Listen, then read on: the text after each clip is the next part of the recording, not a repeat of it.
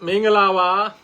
ါကျွန်တော်တို့တောက်ကြနေည9နာရီတိုင်း season တင်ဆက်နေကြ Friday Night Live အစီအစဉ်လေး season တင်ဆက်ဖို့အချိန်ရောက်ရှိလာပြန်ပါပြီဒီ season လေးကကျွန်တော်အနေနဲ့ဒါတောက်ကြနေည9နာရီတိုင်းမပြတ်မကွက် season ဆောင်ရွက်လာတာ9နှစ်ကျော်အချိန်ရောက်လာပြီဖြစ်ပါတယ်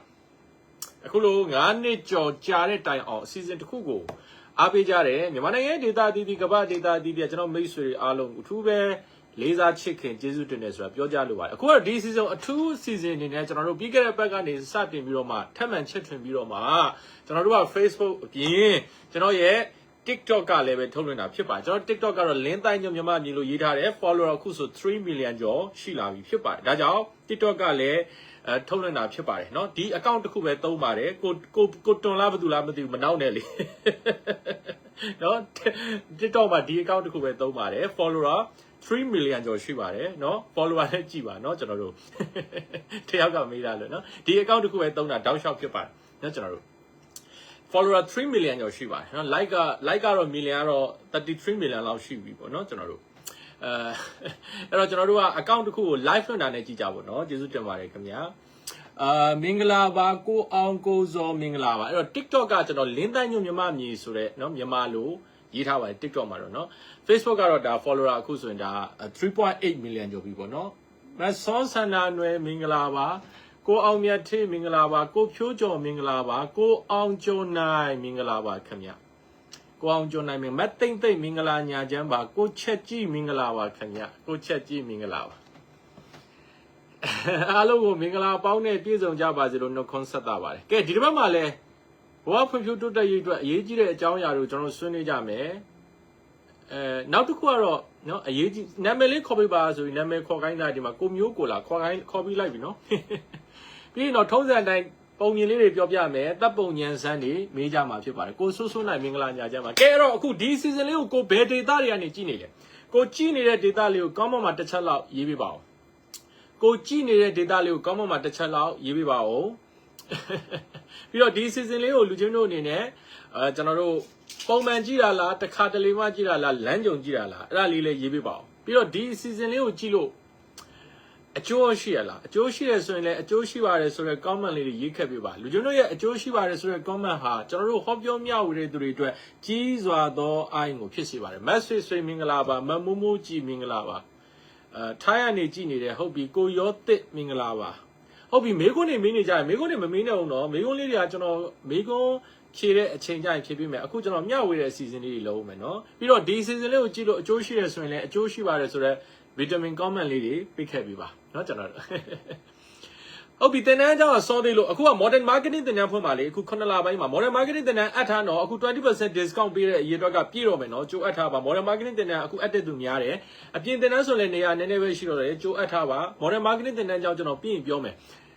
modern marketing တင်တန်းတက်ချင်တဲ့သူတွေလည်းတင်တန်းတက်ချင်နာမည်ဖုန်းနံပါတ်ကို comment မှာမြည်နေ messenger message မှာရေးတာပဲကျွန်တော်တို့ team ကဆက်သွယ်ပေးမယ်အပြင်လူတွေ့တက်ချင်တဲ့သူပဲဖြစ် online ကတက်ချင်တဲ့သူပဲဖြစ်ဖြစ်နိုင်ငံခြားဆိုနိုင်ငံခြားတက်ချင်ပါလို့ရေးထားပေးပါကျွန်တော်တို့လိုအပ်တဲ့အချက်လက်တွေပြန်ပြောပေးထားမယ် modern marketing ဒီ online က9လပိုင်း15ရက်နေ့ဖွင့်မယ်အပြင်လူတွေ့တင်တဲ့9လပိုင်း19 20ဖွင့်မယ်ကဲဒီဘက်မှာလည်းစာအုပ်လက်ဆောင်ကျွန်တော်တို့စာအုပ်လက်ဆောင်ရတဲ့သူတွေကိုကျွန်တော်တို့ post တင်ထားပေးပါတယ်အဲ့ဒီမှာကိုယ့်နာမည်ပါတယ်ဆိုရင်နာမည်ဖုန်းနံပါတ်လိပ်စာအပြည့်ဆို messenger မှာရေးထားပေးပါအခုလည်းကျွန်တော်ဒီ season ကိုကြည့်တဲ့သူတွေအတွက်ကျွန်တော်စာအုပ်9အုပ်ကိုလက်ဆောင်ပေးဦးမှာဖြစ်တယ်အဲ့တော့အဲ့ဒီ season မှာပါဝင်ခြင်းရင်ကျွန်တော်အခု live လွှင့်နေတာလေးကိုမျှဝေလိုက်မျှဝေပြီးသွားရင် comment မှာမျှဝေပြီးပါပြီလို့ဝင်ရေးပေးထားပြီအဲ့ဒီထဲက9ဦးကိုရွေးချယ်ပြီးတော့ TikTok ကသူတွေကတော့ TikTok 3 million follower ဒီ account follower 3 million ပြည့်အထိမ်းအမှတ်အနေနဲ့เนาะကျွန်တော်တို့ post တင်ထားပေးတယ်နောက်တစ်ပတ်ဆိုရင် TikTok အတွက်အုပ်30ပေးမှာเนาะအဲ့ဒီအစီအစဉ်မှာပါဝင်ဖို့အတွက်เนาะကျွန်တော်တို့ဒီလင်းတိုင်းမြန်မာလူရေးထားတဲ့ account တွေဝင်ပြီးအဲ့ဒီမှာအောက်ကို post နည်းနည်းလေးဆင်းလိုက်အဲ့ဒီမှာကျွန်တော်ရေးထားတာရှိတယ်3 million ပြည့်အထိမ်းအမှတ်စာအုပ်လက်ဆောင်အစီအစဉ်အဲ့ဒီ post ကို share ပြီးတော့အဲ့ဒီအောက်မှာ comment ဝင်ရေးပါ Facebook ကသူတွေကတော့ထုံးစံအတိုင်းပဲကျွန်တော်အခု live ဖြစ်နေတာကိုမျှဝေပြီးသွားရင် comment မှာမျှဝေပြီးပါပြီလို့ဝင်ရေးပေးထားပေးအဲ့ဒီထက်9ဦးကိုရွေးချယ်ပြီးတော့ကျွန်တော်အမှတ်တရလက်မှတ်နဲ့တူအိမ်တန်ရာရောက်လူချင်းတို့ပို့ကပါမပေးရအောင်ကျွန်တော်တို့လက်ဆောင်ပေးပို့ပေးမှာဖြစ်ပါတယ်အဲ့တော့ဒီတစ်ပတ်မှာလည်းကျွန်တော်ရဲ့အမှုပညာမြောက်စွာဟောပြောခြင်းအမှုပညာမြောက်စွာအောင်မြင်ခြင်းလက်ဆောင်ကိုရီကိုသေးညင်မာစွာအောင်မြင်ခြင်းနဲ့ပျော်ရွှင်တဲ့အလုပ်အောင်မြင်တဲ့ဘဝ စာအုပ်9အုပ်ကိုလက်ဆောင်ပေးဦးမှာဖြစ်ပါတယ်လို့သတင်းကောင်းပါလို့ပါတယ်စကားစွန့်စာအုပ်လိုချင်တဲ့သူတွေကစကားစွန့်စာအုပ်ပြန်ရပါပြီကျွန်တော်တို့35ဦးမြောက်အထူးလို့ဖြစ်ပါတယ်အဲ့တော့ကျွန်တော်တို့35ဦးမြောက်အထူးလို့ဆိုတာနဲ့ဒီတအုပ်လုံးကျွန်တော်တို့က magazine size color နဲ့ရိုက်နေထုတ်ဝေထားပါတယ်စာအရေးသွေးရောစာအုပ်အရေးသွေးရောအကောင်းဆုံးဖြစ်အောင်လုပ်ထားပါတယ်စကားစွန့်စာအုပ်လိုချင်တဲ့သူတွေကလည်းစကားစွန့်စာအုပ်ပြန်ရပါပြီစကားစွန့်စာအုပ်လိုချင်ပါတယ်လို့ Messenger မှာ message မှာရေးထားပေးပါအခုအချိန်ထိကျွန်တော်တို့ကမြန်မာတနိုင်ငံလုံးပို့ကအခမဲ့ကျွန်တော်အမှတ်တရလက်မှတ်နဲ့တူပေးပို့နေတုံးဖြစ်ပါတယ်လို့သတင်းကောင်းပါလို့ပါတယ်မက်မြက်မြက်ဆိုးကမင်္ဂလာပါတောင်ကြီးကကြည်နေပါတယ်အကျိုးများစွာရရှိပါတယ်ဆရာဟုတ်ကဲ့ပါမက်မြက်မြက်ဆိုးရေချစ်ခင်ကျေးဇူးတင်ပါတယ်ထဝဲသူလေးမက်နွယ်ကမျှဝေထားတယ်ဆရာဟုတ်ကဲ့ပါကျေးဇူးတင်ပါတယ်ဇလက်ပန်းလေးအကောင့်ကစကားဆွဲရင်စာအုပ်လိုချင်တယ်ဆိုရင် Messenger message ကိုဝင်လိုက်ပါเนาะပြီးတော့စကားဆွဲရင်စာအုပ်လိုချင်ပါတယ်လို့ရေးထားပေးပါကျွန်တော်တို့လိုအပ်တဲ့အချက်လက်တွေပြန်ပို့ထားပေးပါမယ်ခင်ဗျနိုင်ငံခြားတော့ကျွန်တော်တို့မပို့သေးဘူးပေါ့เนาะမြန်မာပြည်ကတယောက်ကိုစားမှားခိုင်းပေးပါခင်ဗျကျေးဇူးတင်ပါတယ်ကိုလွင်ကမင်္ဂလာပါဆရာတဲ့အမြဲကြည့်ပြပါတယ်ဟုတ်ပြီကျေးဇူးတင်ပါတယ်ခင်ဗျာကိုလွင်ရေချစ်ခင်ကျေးဇူးတင်ပါမက်ရင်တွေကမျှဝေပြပါပြီဆရာမက်ရင်တွေကျေးဇူးတင်ပါတယ်ကိုချင်းဝင်းမောင်ကမျှဝေပြပါပြီဆရာဟုတ်ကဲ့ပါကျေးဇူးတင်ပါတယ်မတ်ချိုကျေးဇူးတင်ပါတယ်ခင်ဗျာကဲအဲ့ဒါဆိုကျွန်တော်တို့အခုဆွေးနွေးမှုစတင်တန်းအကြောင်းကတော့ဆွေးနွေးမှုတစ်ခုလောက်ပြီးမှပြောမယ်ပေါ့နော်ဒီ9လပိုင်းမှာဖွင့်မှာတော့ modern marketing တင်တန်းကျွန်တော်ရဲ့ marketing လိုအပ်ချက်32ချက်ပါတင်ပေးပါနော်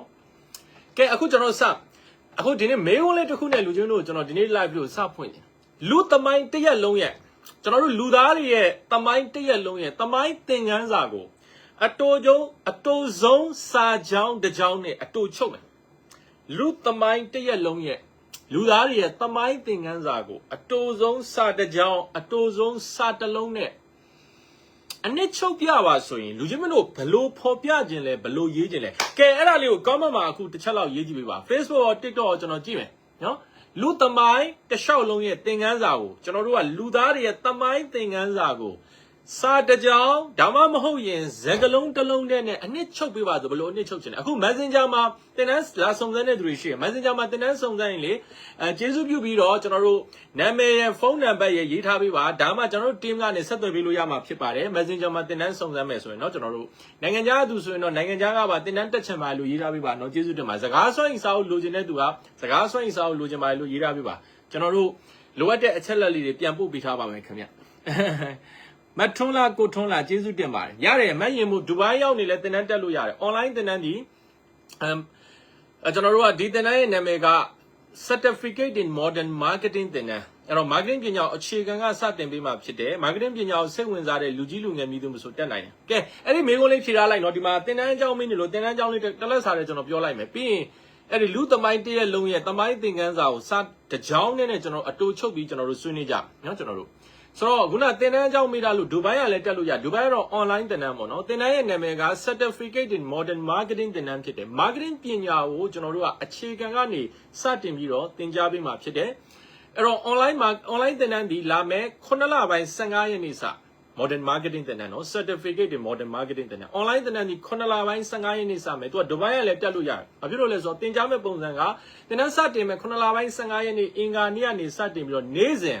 ကျွန်တော်တို့ recorded video တွေကိုကျွန်တော်တို့ Facebook group မှာတင်ပေးမယ် Facebook ကြည့်ဖို့အခက်အခဲရှိတဲ့သူတွေအတွက် Telegram private channel မှာလည်းတင်ပေးမယ်အဲ့ဒါကနေ့စဉ်တက်ရမှာဖြစ်တယ်အဲ့တော့တင်တန်းကလာတစ်လပြီးသွားတဲ့တိုင်အောင်နောက်6လတစ်နှစ်လောက်အထိကျွန်တော်တို့ group ကိုမဖြတ်ပဲထားပြီးမှဖြစ်တဲ့အတွက်အထက်ထက်ပြန်ကြည့်နိုင်သူက2မျိုးတင်ရမယ်နေ့စဉ်က recorded video အပတ်စဉ်တနင်္လာနေ့ည8နာရီတိုင်းကကျွန်တော်နဲ့ Zoom application ကနေ live lecture ဓာတ်ရိုက်တွေ့ဆုံပြီးသင်ကြားမှာဖြစ်တယ်အဲ့ဒါတစ်လသင်တန်းဆိုအပတ်စဉ် Monday ဆိုတော့4ချိန်ပါတစ်ခါသင်3နာရီလောက်ကြာတယ်မေးခွန်းနဲ့ဖြေပေးတယ်အဲ့တော့သင်တန်းတက်နေတဲ့ group coaching မှာရအောင်ဆောင်ရွက်ပေးတာဖြစ်တယ်ကျွန်တော်တယောက်ချင်းဒီမှာမေးခွန်းတွေမေးနိုင်တယ်အဲ့ဒီ live lecture လဲကိုကနိုင်ငံခြားဆိုဒူဘိုင်းကဆိုအလုပ်ချိန်နဲ့တိုက်နေလို့မကြည့်ပြင်းလည်းမပူနဲ့နောက်ရက်မှာအဲ့3နာရီတင်တယ်ဆို3နာရီစာလုံး recorded video file ကိုခုန Facebook group ရော Telegram private channel မှာကျွန်တော်ပြန်တင်ထားပေးမယ်တနင်္ဂနွေတစ်လပြီးသွားတဲ့တိုင်နောက်6လတစ်နှစ်လောက်ထိ group ကိုမဖြတ်ပဲထားပြီးမှဖြစ်တဲ့အတွက်အထက်ထက်ပြန်ကြည့်နိုင်တယ်เนาะကျွန်တော်တို့တနင်္ဂနွေတစ်လပြီးသွားလို့ assignment ဆောင်ရွက်ရင် certificate ကို email ကနေပေးပို့ပေးမှဖြစ်တယ်အပြင်လူတွေ့သင်တန်းကတော့ရန်ကုန်နဲ့အနီးတစ်ဝိုက်ကသူတွေကျွန်တော်မိတ်ဆွေလုပ်ငန်းရှင်တွေကသူတို့ဝန်ထမ်းတွေကိုဆေးလူချန်လို့ပြောတဲ့သူတွေအတွက်အပြင်လူတွေ့သင်တန်းကတော့ကျွန်တော်တို့9လပိုင်း19ရက်နေ့နဲ့20ရက်နေ့စနေနေ့2ရက်မှာမနက်10:00နာရီကနေညနေ6:00နာရီထိရန်ကုန်မြို့တော်ဝင်စင်တာ3လမှာရှိတဲ့ကျွန်တော်ရဲ့ annual သင်တန်းကျောင်းမှာ2ရက်အချိန်ကြီးတွေ့ဆုံပြီးတက်ရောက်အောင်မှာဖြစ်တယ်အဲ့တော့ online သင်တန်းမဲ့တက်ချင်းအပြင်သင်တန်းမဲ့တက်ချင်းလူကျွန်တော်ရဲ့နာမည်ရဖုန်းနံပါတ်အဲ့ဒါကို comment မှာမြင်နေနော် Messenger မှာရေးထားပေးကျွန်တော်တို့ team ကဆက်သွယ်ပေးမယ် အခုစီစဉ်ကိုကြည့်တဲ့သူတိုင်း online ကပထမအောင်ဆုံးအယောက်တရာအဲ့ဒါပြည့်တော်မယ်နော်ပထမအောင်ဆုံးအယောက်တရာ 20% discount နော်အပြင်တင်တဲ့ပထမအောင်ဆုံးအယောက်30ကိုကျွန်တော်တို့ 20% discount ပေးထားပါတယ်တင်တန်းအကြောင်းအသေးစိတ်ပေါ့ကျွန်တော်ဒီ Facebook page လင်းတိုင်းညမြန်မာစလန်အပေါ်ဆုံးမှာတင်တန်းကြီးအစကျွန်တော် post တင်ထားပါတယ်အဲ့ဒီမှာဝင်ရောက်ကြည့်ရှုနိုင်ပါအဲ့တင်တန်းတက်ချင်နာမည်ဖုန်းနံပါတ်ရန်ကုန်ကသူတွေကအဲ့ဒါလေးတော့ပေါအောင်ရေးပေးဒါမှကျွန်တော်တို့ team ကမနေ့ဖြန်မှာဆက်သွယ်ပေးလို့ရနိုင်ငံခြားကသူဆိုရင်တော့နိုင်ငံခြားကပါတင်တန်းတက်ချင်ပါလို့ရေးထားပေးပါလိုအပ်တဲ့တင်တန်းကြီးအစအချက်လက်တွေကိုကျွန်တော်ပြန်ပေးထားပါမယ် 20% discount ရပါသေးတယ်ကဲဒါတင်တန်းအကြောင်းကြားဖြတ်မိတာလို့ဒီတင်တန်းမှာဘာတွေသင်ပါလဲကျွန်တော်ပြောတယ် modern marketing ဒီ marketing ပညာဒီဘဝမှာအလွန်အရေးကြီးတယ်ဟိုကျွန်တော်ဒီမှာကျွန်တော်စာအုပ်ထုတ်တာကျွန်တော်ဒီစာအုပ်စုစုပေါင်းလက်ရှိချိန်မှာ35အုပ်ထုတ်ပြီဒီစာအုပ်ဒီကျွန်တော်35အုပ်မြောက်စာအုပ်ဖြစ်တယ်ကျွန်တော်ပထမဆုံးစာအုပ်ဒီမှာဒါကျွန်တော်ရဲ့ဒီပုံကကျွန်တော်ပုံနော်တွေ့လားဒါကျွန်တော်ပထမဆုံးထုတ်ပေးခဲ့တဲ့စာအုပ်ကျွန်တော်မှာတော့အမှတ်တရဒီမှာ3အုပ်ပဲရှိတော့တယ်နောက်ဆိုဒါကိုလေးလံတရားဒါကျွန်တော်ရဲ့ပထမဆုံးစာအုပ်နိုင်ငံကြီးသားပြည်သားဖို့တဲ့နော်ကျွန်တော်ပုံအခုပုံနဲ့တူလားကိုပုံကိုပြန်ကြည့်ပြီးရေးခြင်းတယ်ဒါနိုင်ငံကြီးသားပြည်သားဖို့အခုဒါကျွန်တော်35ဦးမြောက်အထူးထုတ်စာဒီနှစ်ပုံရှင်းကြည့်ဒီနှစ်ပုံရှင်းကြည့် TikTok ကော Facebook ကောဆိုဒီလိုပြနေရဒီနှစ်ပုံရှင်းကြည့်ပါဦးနော်တူလားကဲတူလားမတူဘူးလားကြည့်ကြည့်ပါဦးဒီနှစ်ပုံဘဲပုံပို့ချောလဲမဲပေးပါနိုင်ငံကြီးသားပြည်သားဖို့ပို့ချောလားစကားဆွမ်းရပို့ချောလားမဲပေးပါအဲ့တော့ဒါကျွန်တော်ရဲ့ဒါပထမဦးဆုံးစာအုပ်ပေါ့နော်အခုကျွန်တော်စာအုပ်ထုတ်တာ30နဲ့ကျွန်တော်တို့ကဆရာကြီးလေးပုံချောလေးဘတ်ချစ်လေးလာမသိကျေးဇူးတင်ပါတယ်ခင်ဗျာ35ဦးရှိပြီဒီစာအုပ်ကဘယ်နှစ်ခုနှစ်မှထုတ်ဝေခဲ့တာလဲ2002ခုနှစ်ကထုတ်ဝေခဲ့တာ2002ခုနှစ်ကထုတ်ဝေခဲ့တဲ့စာအုပ်ဖြစ်တယ်ဒါပထမဦးဆုံးကျွန်တော်ရဲ့ဒါလုံရင်းစာအုပ်ပေါ့ကျွန်တော်မှတော့3အုပ်ပဲကျွန်တော်အဲ့တော့ကျွန်တော်ပထမဦးဆုံးစာမူစလုံရင်းစာရေးတာ2002ခုနှစ်ပထမဦးဆုံးစာမူစပါတာပေါ့ကျွန်တော်စာရေးဆရာစဖြစ်တာ2000ပြည့်နှစ်ကဖြစ်တယ်2000ပြည့်နှစ် beauty magazine စက်တင်ဘာလထုတ် beauty magazine မှာကျွန်တော်ပထမဦးဆုံးကျွန်တော်စာမူကျွန်တော်အကြိုက်ဆုံးစာအုပ်တို့ဆိုတဲ့စာမူနဲ့ကျွန်တော်စာပေလောကကိုစတင်ရောက်ရှိတယ်လင်းသားညမြန်မာမြေဆိုတဲ့ကလောင်နာမည်ပထမဦးဆုံးပုံနှိပ်ဖော်ပြခြင်းခံရတယ်အခု2025ခုနှစ်မှာကျွန်တော်ရဲ့စာရေးသက်ဟာ25နှစ်ရှိပြီကျွန်တော်ရဲ့ဟောပြောတဲ့သက်စာတင်တဲ့သက်တမ်းဒီ14နှစ်ရှိအဲ့တော့ကျွန်တော်တို့က industry တစ်ခုမှာဒီလောက်စာရေးသက်တမ်းဆိုကျွန်တော်10စုနှစ်3စုနေပါရှိစာတင်တဲ့သက်တမ်းဆိုရင်လည်းဟောပြောတဲ့သက်တမ်းဆိုရင်လည်း10စုနှစ်2စုနေပါရှိမတဲဆိုကစကားစမ်းရပို့ချောပါတယ်ကျေးဇူးတင်ပါအဲ့တော့10စုနှစ်ပေါင်းများစွာလူချင်းမတို့ဒီနယ်ပယ်တစ်ခုမှာရက်တည်နိုင်မှုဆိုရင်လူချင်းတို့အရေးသွေးအရေးချင်းပြင် marketing ကလည်းအလွန်အရေးကြီးတယ်လူတွေကကျွန်တော်တို့10စုနှစ်နဲ့ချီပြီးမမေ့သွားအောင် marketing ပညာဒီအလွန်အရေးကြီးပါတယ်နယ်ပယ်သီးသီးမှာထိတ်တန်းရောက်အောင်မြင်နေတဲ့သူတို့ကြည့်ကြည့်လိုက်သူတို့ပညာရမှာသူတို့နယ်ပယ်မှာသူတို့အတော်ဆုံးနေဟုတ်ချင်မှာဟုတ်မယ်ဒါပေမဲ့အသေးချာဆုံးကတော့အဲ့ဒီနယ်ပယ်သီးသီးမှာထိတ်တန်းရောက်အောင်မြင်နေတဲ့သူတွေဟာသူတို့အဲ့ဒီနယ်ပယ်မှာ marketing အကောင်းဆုံးသူတွေဖြစ်ဒါကြောင့်ဒီသင်တန်းမှာကျွန်တော်ဘာတွေသင်ပါလဲဆိုတော့ marketing ပညာအခြေခံပါမယ်ပြီးရင်ဝယ်သူတွေရဲ့စိတ်ကိုနားလည်အောင်ဘယ်လိုလုပ်မလဲဝယ်သူတွေအကြိုက်တွေပါဓာတ်တွေအပြင်ဝယ်သူတွေရဲ့စိတ်ထဲကိုနက်နက်ရှိုင်းရှိုင်းနားလည်အောင်ဘယ်လိုလုပ်ဝယ်သူတွေရဲ့အကြောက်တရားတွေကဘာတွေရှိလဲဝယ်သူတွေရဲ့ဆန္ဒတွေကဘာတွေရှိလဲဝယ်သူတွေရဲ့လိုအပ်ချက်တွေကဘာတွေရှိလဲဝယ်သူတွေရဲ့လိုအင်တွေကဘာတွေရှိလဲအခုပို့ချောပါတယ်ဒေါ်သွဲသွဲကျေးဇူးတင်ပါတယ်ခင်ဗျာဗီတာမင်ကွန်မန့်လေးပေးတဲ့အတွက်ဆိုတော့အဲ့ဒါဝယ်သူတွေရဲ့ marketing မှာစိတ်ပညာအများကြီးပါတယ်နော်ဒါတွေကိုကျွန်တော်လေ့လာပြီးရင်တော့နီးပညာ trend တွေပေါ့ marketing ဆိုင်ရာနီးပညာ trend တွေ AI ခေတ်ကိုရောက်လာဒါတွေကိုကျွန်တော်လေ့လာအရေးကြီးဆုံးချက်ကတော့ကျွန်တော်ကိုယ်တိုင်လက်တွေ့ကျင့်သုံးတဲ့ marketing လုပ်ဝက်ချက် marketing နည်းလမ်း31ချက်ကိုလည်းဒီသင်တန်းမှာအထူးသင်ကြားပေးမှာဖြစ်ပါတယ်တတဲ့နဲ့ပတ်သက်ပြီးဂရိပေးနိုင်တာမြန်မာလိုသင်ပေးမယ်2ချက်ကျွန်တော်ဒီစာရေးဆရာဖြစ်တဲ့အတွက်မပြင်းအောင်သင်ပေးမယ်3ချက်လက်တွေ့ပြန်သုံးနိုင်အောင်သင်ပေးမှာဖြစ်အဲ့တော့သင်တန်းတက်ချင်တဲ့သူတွေ certificate တွေ modern marketing သင်တန်းတက်ချင်တဲ့သူတွေမွေးတော်မမေးသေးဘူးဆရာရေးတဲ့ပထမစာဟုတ်ကဲ့ပါကိုနေမျိုးအသက်ဘယ်လောက်ရှိပြီလဲကျေးဇူးနော်2000ပြည့်နှစ်ကထွက်တာကျွန်တော်ပထမဆုံးစာပဲကျွန်တော်ပထမဆုံး sorry 2000နှစ်ပေါ့နော်ပထမဆုံးစာမူက2000ပြည့်နှစ်မှာကျွန်တော်စာရေးဆရာစဖြစ်တာဟောပြောပဲပြောတာတော့ကျွန်တော်14နှစ်လောက်ရှိပြီစာတင်တဲ့တက်တန်းနဲ့14နှစ်လောက်ရှိဆိုတော့ဒါလေးကကျွန်တော်သင်တန်းအကြောင်းကကြားဖြတ်ပြီးပြောသွားတာခုနမေးခွန်းလေးဆက်အောင်လူသမိုင်းတရက်လုံးရဲ့သမိုင်းသင်ခန်းစာကိုအတူဆုံးစာကြောင်းတစ်ကြောင်းနဲ့ပြောပါဆိုလောဂဒန်တို့ဟလာအိုနာသေးတို့ဒီလိုရေးထားတာကျွန်တော်တွေ့တယ်အဲ့တော့ဒါလေးကိုကျွန်တော်တို့ဆက်အောင်နော်လူသမိုင်းတစ်လျှောက်လုံးလူသမိုင်းတရက်လုံးရဲ့သမိုင်းသင်ခန်းစာကို နိုင်ငံကြီးသားပြည်သားကိုစားလို့ချင်တယ်ပြောတဲ့သူတွေမရအောင်တော့နိုင်ငံကြီးသားပြည်သားကိုကျွန်တော်မှာပဲတော့ပဲရှိတော့တယ်ဒါကိုပြန်ထုတ်ပါဆိုကျွန်တော်2000ပြည့်နှစ်ဆိုကျွန်တော်အလွန်ငယ်သေးတယ်เนาะကျွန်တော်အလွန်ငယ်သေးတယ်ကျွန်တော်10တန်းပဲရှိသေးတယ်ကျွန်တော်တက္ကသိုလ်ဝန်ထမ်းရွယ်ဖြစ်တဲ့ရေးရတဲ့စာတွေဖြစ်တဲ့အတွက်ကျွန်တော်တိတ်ပြီးတော့အားမရအောင်ပြန်တော့မထုတ်မရအောင်တော့ဒါဆိုတော့လူသမိုင်းစကားဆိုရင်လိုချင်တယ်ဆိုရင်တော့ရေးထားပြီเนาะကျွန်တော်တို့လိုအပ်တဲ့အချက်လက်တွေပြန်ပြောပေးမယ်ဟုတ်ကဲ့ပါမယင်မိုးမင်္ဂလာပါကိုတူရိန်ဆိုတာထိုင်းရကြည့်နေတာထင်တယ်เนาะကျေးဇူးတင်ပါတယ်ဘဝအတွက်ခွန်အားတွေရလို့တဲ့အချိန်တိုင်းဆရာဗီဒီယိုတွေအမြဲတမ်းကြည့်တယ်ဦးဇော်မျိုးအောင်ကျေးဇူးတင်ပါတယ်ကိုဝေယံကျေးဇူးနော်မချောစုကျေးဇူးပါကဲခုနစကားဆက်ရအောင်လူသမိုင်းတစ်ရက်လုံးရဲ့သမိုင်းသင်ခန်းစာကိုအတိုဆုံးစာကြောင်းတစ်ကြောင်းနဲ့အနှစ်ချုပ်ပြပါဆိုရင်ကျွန်တော်ပြောပြရတော့မယ်เนาะအဲ့ဒါကိုလူချင်းတို့မှတ်ဖို့ ready ဖြစ်ပြီလားစာမင်းနဲ့ line man နေတဲ့သူတွေရှိလားကျွန်တော်ရဲ့ဒီ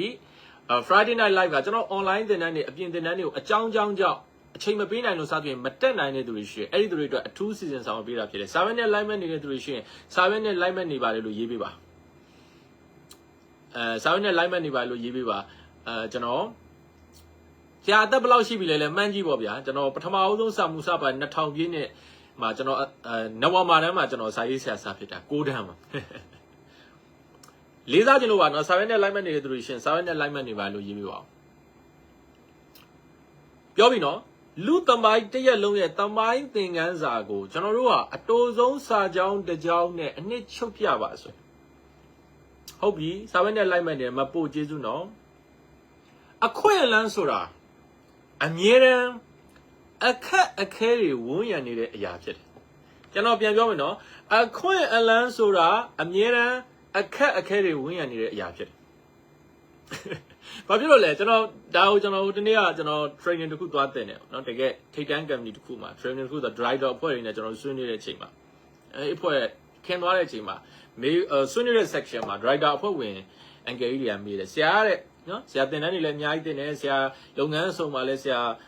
တင်တန်းတွေတင်တယ်နိုင်ငံတကာကိုလည်းဆရာသွားနေတယ်အဲ့တော့ကျွန်တော်တို့သိချင်တာဆရာတဲ့နောက်9နှစ်နေရင်ကျွန်တော်တို့စီမှာဘာတွေပြောင်းလဲနိုင်လဲပေါ့နော်။ဘာမေးလဲဆိုနောက်9နှစ်နေရင်ကျွန်တော်တို့စီမှာဘာတွေပြောင်းလဲနိုင်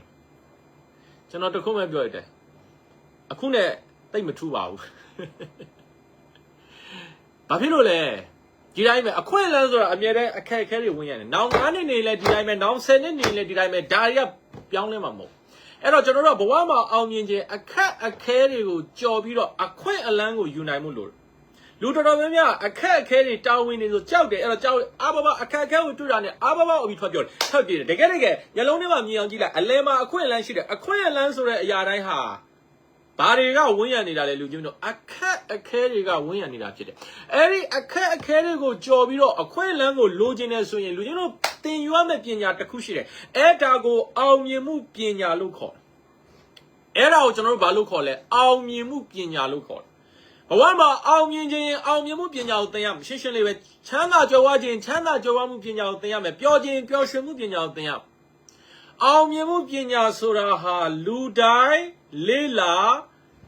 သင်ယူရမယ်ပညာတစ်ရပ်ဖြစ်တယ်အဲ့ဒီအောင်မြင်မှုပညာကိုတက်မြောက်ရင်ကျွန်တော်တို့ဘဝမှာလူချင်းတို့ဘယ်လုပ်ငန်းပဲလုပ်ကင်ဘယ်အတမွေးကြောင်းပဲလုပ်ကင်လူချင်းတို့ရဲ့အောင်မြင်မှုကိုတည်ဆောက်နိုင်မှာဖြစ်တယ်အဲ့ဒီအောင်မြင်မှုပညာမှာအဆင့်3ဆင့်ရှိတယ်ကျွန်တော်အဲ့ဒါကိုဆက်ပြီးတော့အခုဆွေးနွေးပေးမယ်အဲ့ဒီအောင်မြင်မှုပညာမှာအဆင့်ဘယ်နှဆင့်ရှိလဲ3ဆင့်ရှိတယ်အဲ့ဒါကိုကျွန်တော်အခုဆက်ပြီးတော့ဆွေးနွေးပေးမယ်ပထမအဆင့်ကိုအခြေခံအဆင့်လို့ခေါ်တယ်ဒါအောင်မြင်မှုပညာရဲ့အခြေခံအဆင့်ဖြစ်တယ်အဲ့တော့ဒါလှုပ်တင်တာမလှုပ်တင်တာဟလာလှုပ်ရမှာမလှုပ်ရမှာဒီလူနဲ့ပေါင်းတင်လားမပေါင်းတင်ဘူးလားဒီလုပ်ငန်းမှာငါလှုပ်တင်လားမလှုပ်တင်ဘူးလားဒီအလုပ်ကိုငါလှုပ်တင်လားမလှုပ်တင်ဘူးလားအဲ့ဒီအဆင့်လောက်ကို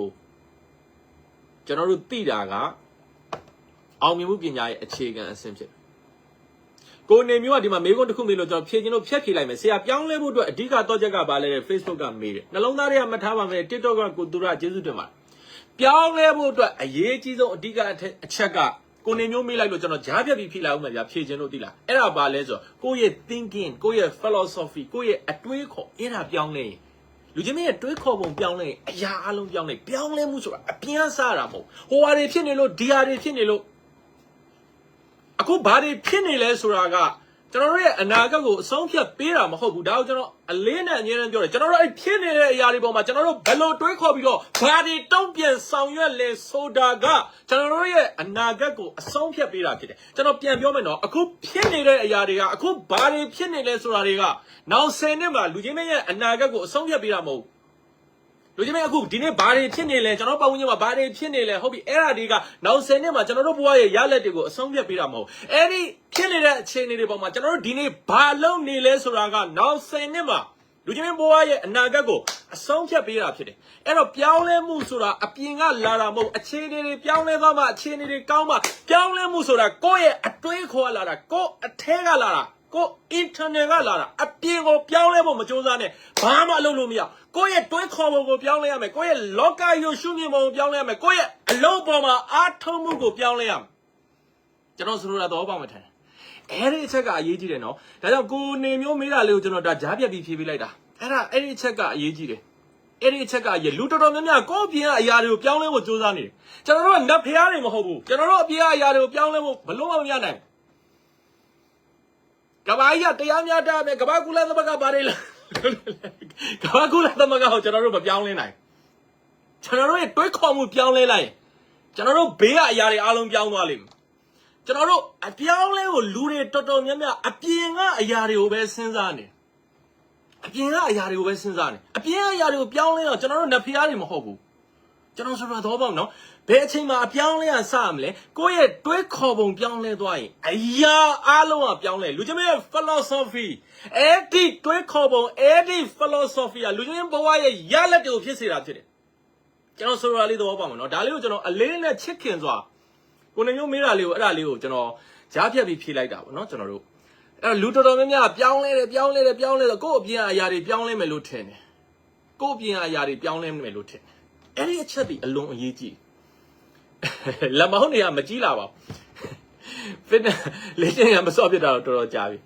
active ကိုပြန်သွားအောင်မယ်နော် okay အဲ့တော့နည်းနည်းလေးဆက်ရအောင်အဲ့တော့ဒီမေကွန်ဖြိုတားကြိုက်ဒေါ်တီရာကြီးကျေးဇူးတင်ပါတယ်ခင်ဗျကျွန်တော်ခုနဟာလေးဆက်ရအောင်ဒါကိုနေမျိုးမေးတာလေးကိုကျွန်တော်ချစ်ခင်စွာဒါလေးကိုဖြေချပေးလိုက်ပါတယ်အဲ့တော့ကျွန်တော်အခုပြောချင်တာကကျွန်တော်တို့ဘဝမှာကျွန်တော်တို့အနေနဲ့မဖူးငယ်လေးကျေးဇူးတင်ပါတယ်ခင်ဗျ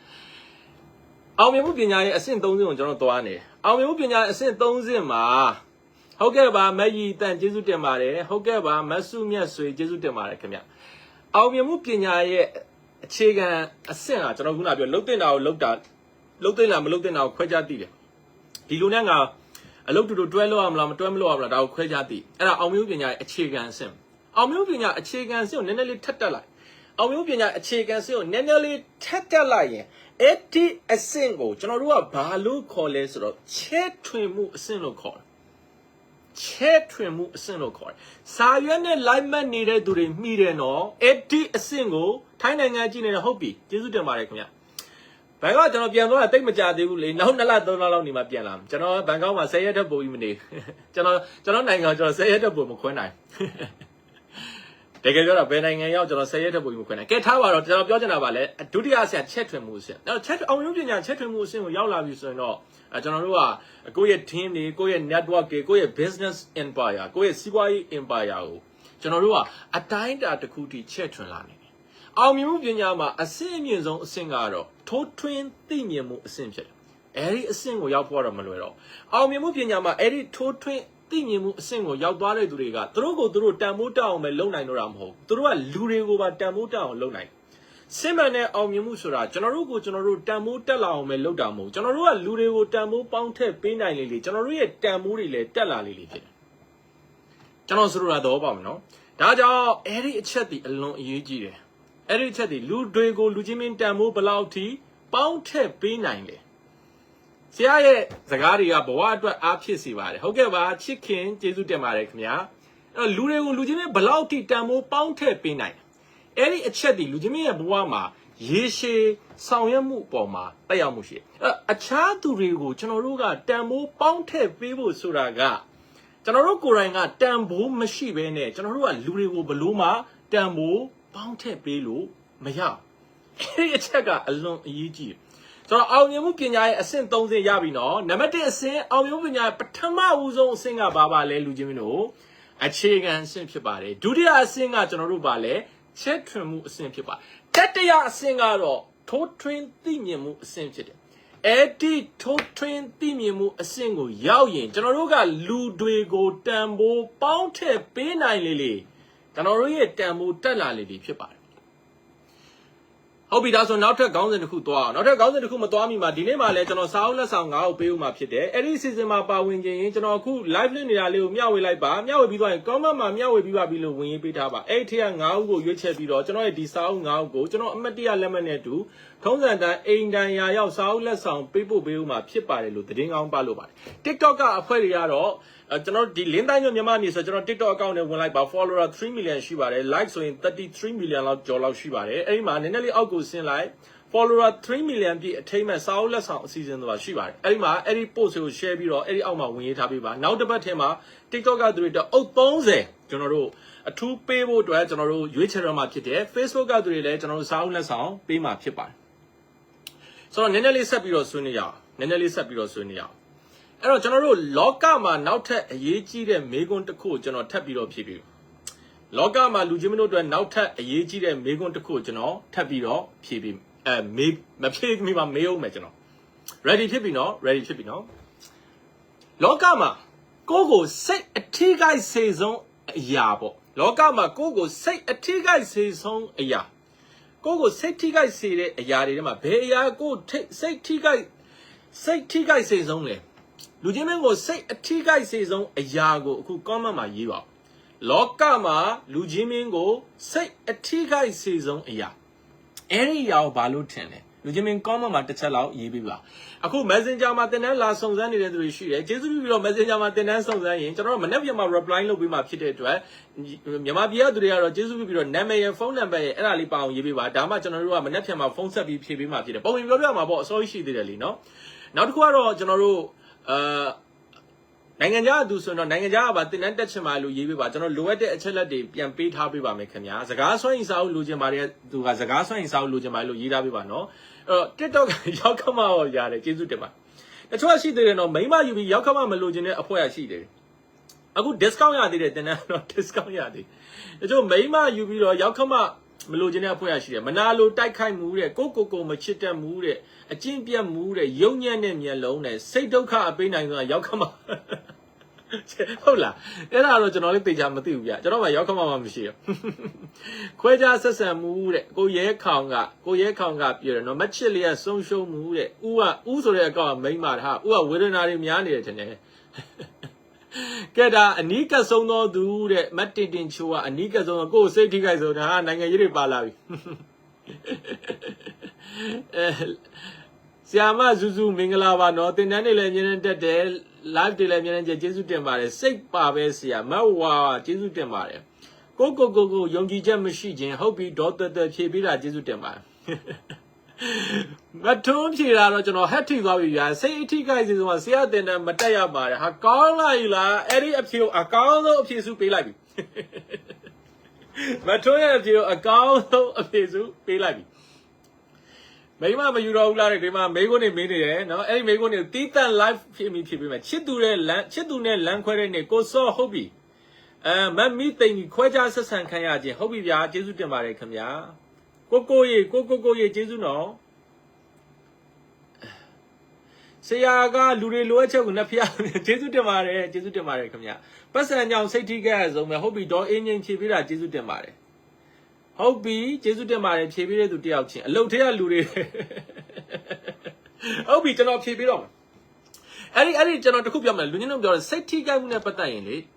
ဒီစကားမျိုးဘယ်တော့မှမပြောမိစေနဲ့တိလားအဲ့ဒါအရေးကြီးတယ်ဟဲ့နင်းကြောင့်နင်ငါ့ကိုစိတ်ထိခိုက်အောင်မလုံးနဲ့တော့နင်းကြောင့်ငါစိတ်ထိခိုက်နေတယ်အဲ့ဒါလိုမျိုးပြောမှုပါလားနင်ငါ့ကိုစိတ်ထိခိုက်အောင်မလုံးနဲ့တော့နင်းကြောင့်ငါစိတ်ထိခိုက်နေတယ်အဲ့ဒါလိုစကားမျိုးပြောမှုပါလာ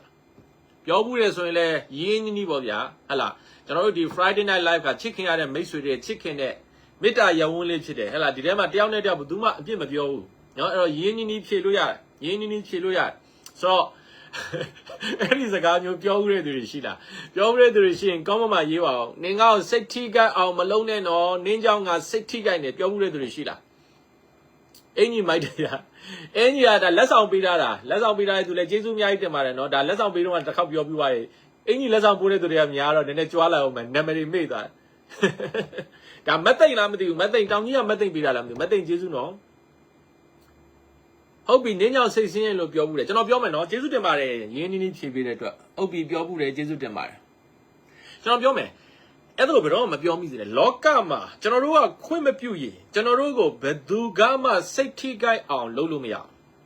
ကျွန်တော်ဒီစကားကိုအလေးနဲ့ပြန်ပြောမယ်လောကမှာကျွန်တော်တို့ကခွင့်မပြုရင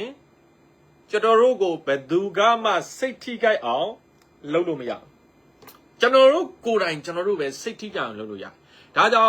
်ကျွန်တော်တို့ကိုပြောဘယ်သူကမှငါ့ကိုစိတ်ထိခိုက်အောင်လုပ်ဖို့ငါခွင့်မပြုထားဘူးအဲ့ဒါလေးကိုစိတ်ထဲမှာအမြဲတမ်းစဉ်းစားပြပါဒါကြုံလို့ပြောတာခုနမိကုန်းကျွန်တော်ဖြေမယ်အဲ့တော့လောကမှာကိုယ့်ကိုစိတ်အထိခိုက်စေဆုံးအရာကဘာလဲဆိုတော့ကျွန်တော်ပြောပြီနော်အဲ့ဒါကိုအလေးနဲ့လူချင်းတို့လိုက်မှတ်ထားပြပါကျွန်တော်အလေးနဲ့ပြောမယ်လောကမှာကိုယ့်ကိုစိတ်အထိခိုက်စေဆုံးအရာဟာ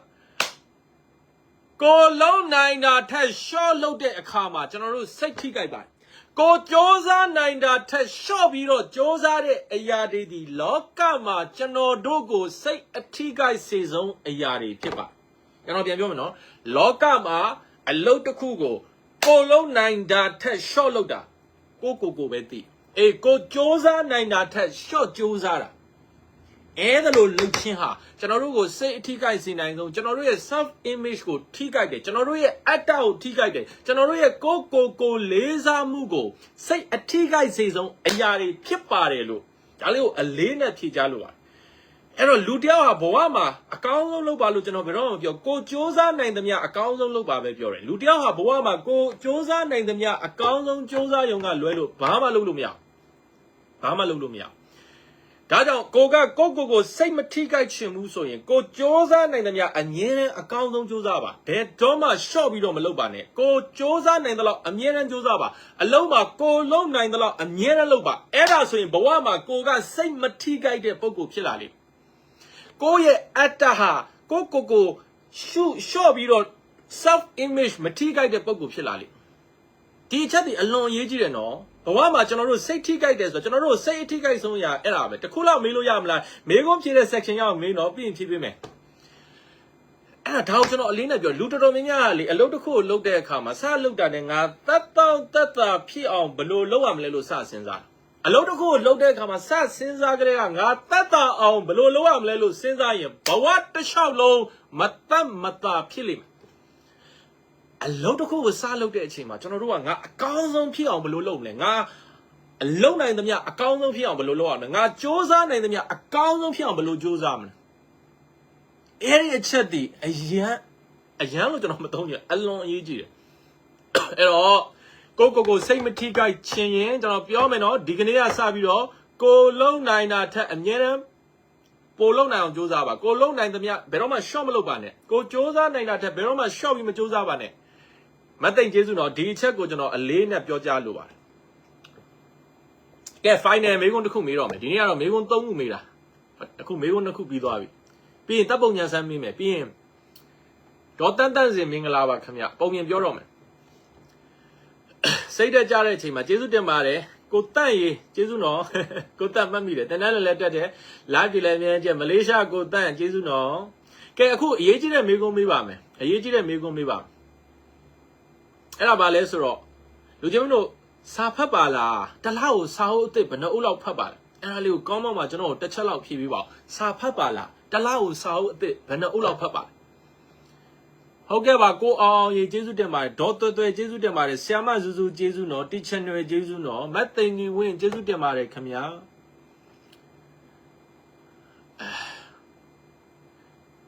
အဲ့တော့အရေးကြီးတာကျွန်တော်ပြောပြီနော်အရေးကြီးတာကျွန်တော်ပြောဒီအင်းကြီးကမတ်သိပ်ပေးတာမဟုတ်ဘူးလားမမိုးကြည့်ပေးတာမမိုးကြည့်ပေးတာလေမမိုးကြည့်ကျေးဇူးနော်မတ်သိပ်လည်းအင်္ဂလိပ်ပို့ပါမမိုးကြည့်လည်းအများကြီးပို့ပါကျွန်တော်နည်းနည်းရောနေလို့မမိုးကြည့်ပေးတာဒီအင်းကြီးကနော်ကျေးဇူးတင်ပါတယ်မမိုးကြည့်ရလာတွေ့နေလို့အေးဒီအင်းကြီးကမတ်သိပ်မဟုတ်ဘူးလေမမိုးကြည့်တယ်နော်မတ်သိပ်ရောမမိုးကြည့်ကျေးဇူးတင်ပါတယ်နော်အင်္ဂလိပ်အများကြီးပို့တာကဲနည်းနည်းလေးဆက်ပြီးတော့စာအုပ်အကြောင်းပြောအောင်ဟုတ်ပြီကျွန်တော်ပြောချင်တာတနားရီလောက်ဖတ်တယ်ဟုတ်ပြီကောင်းတယ် good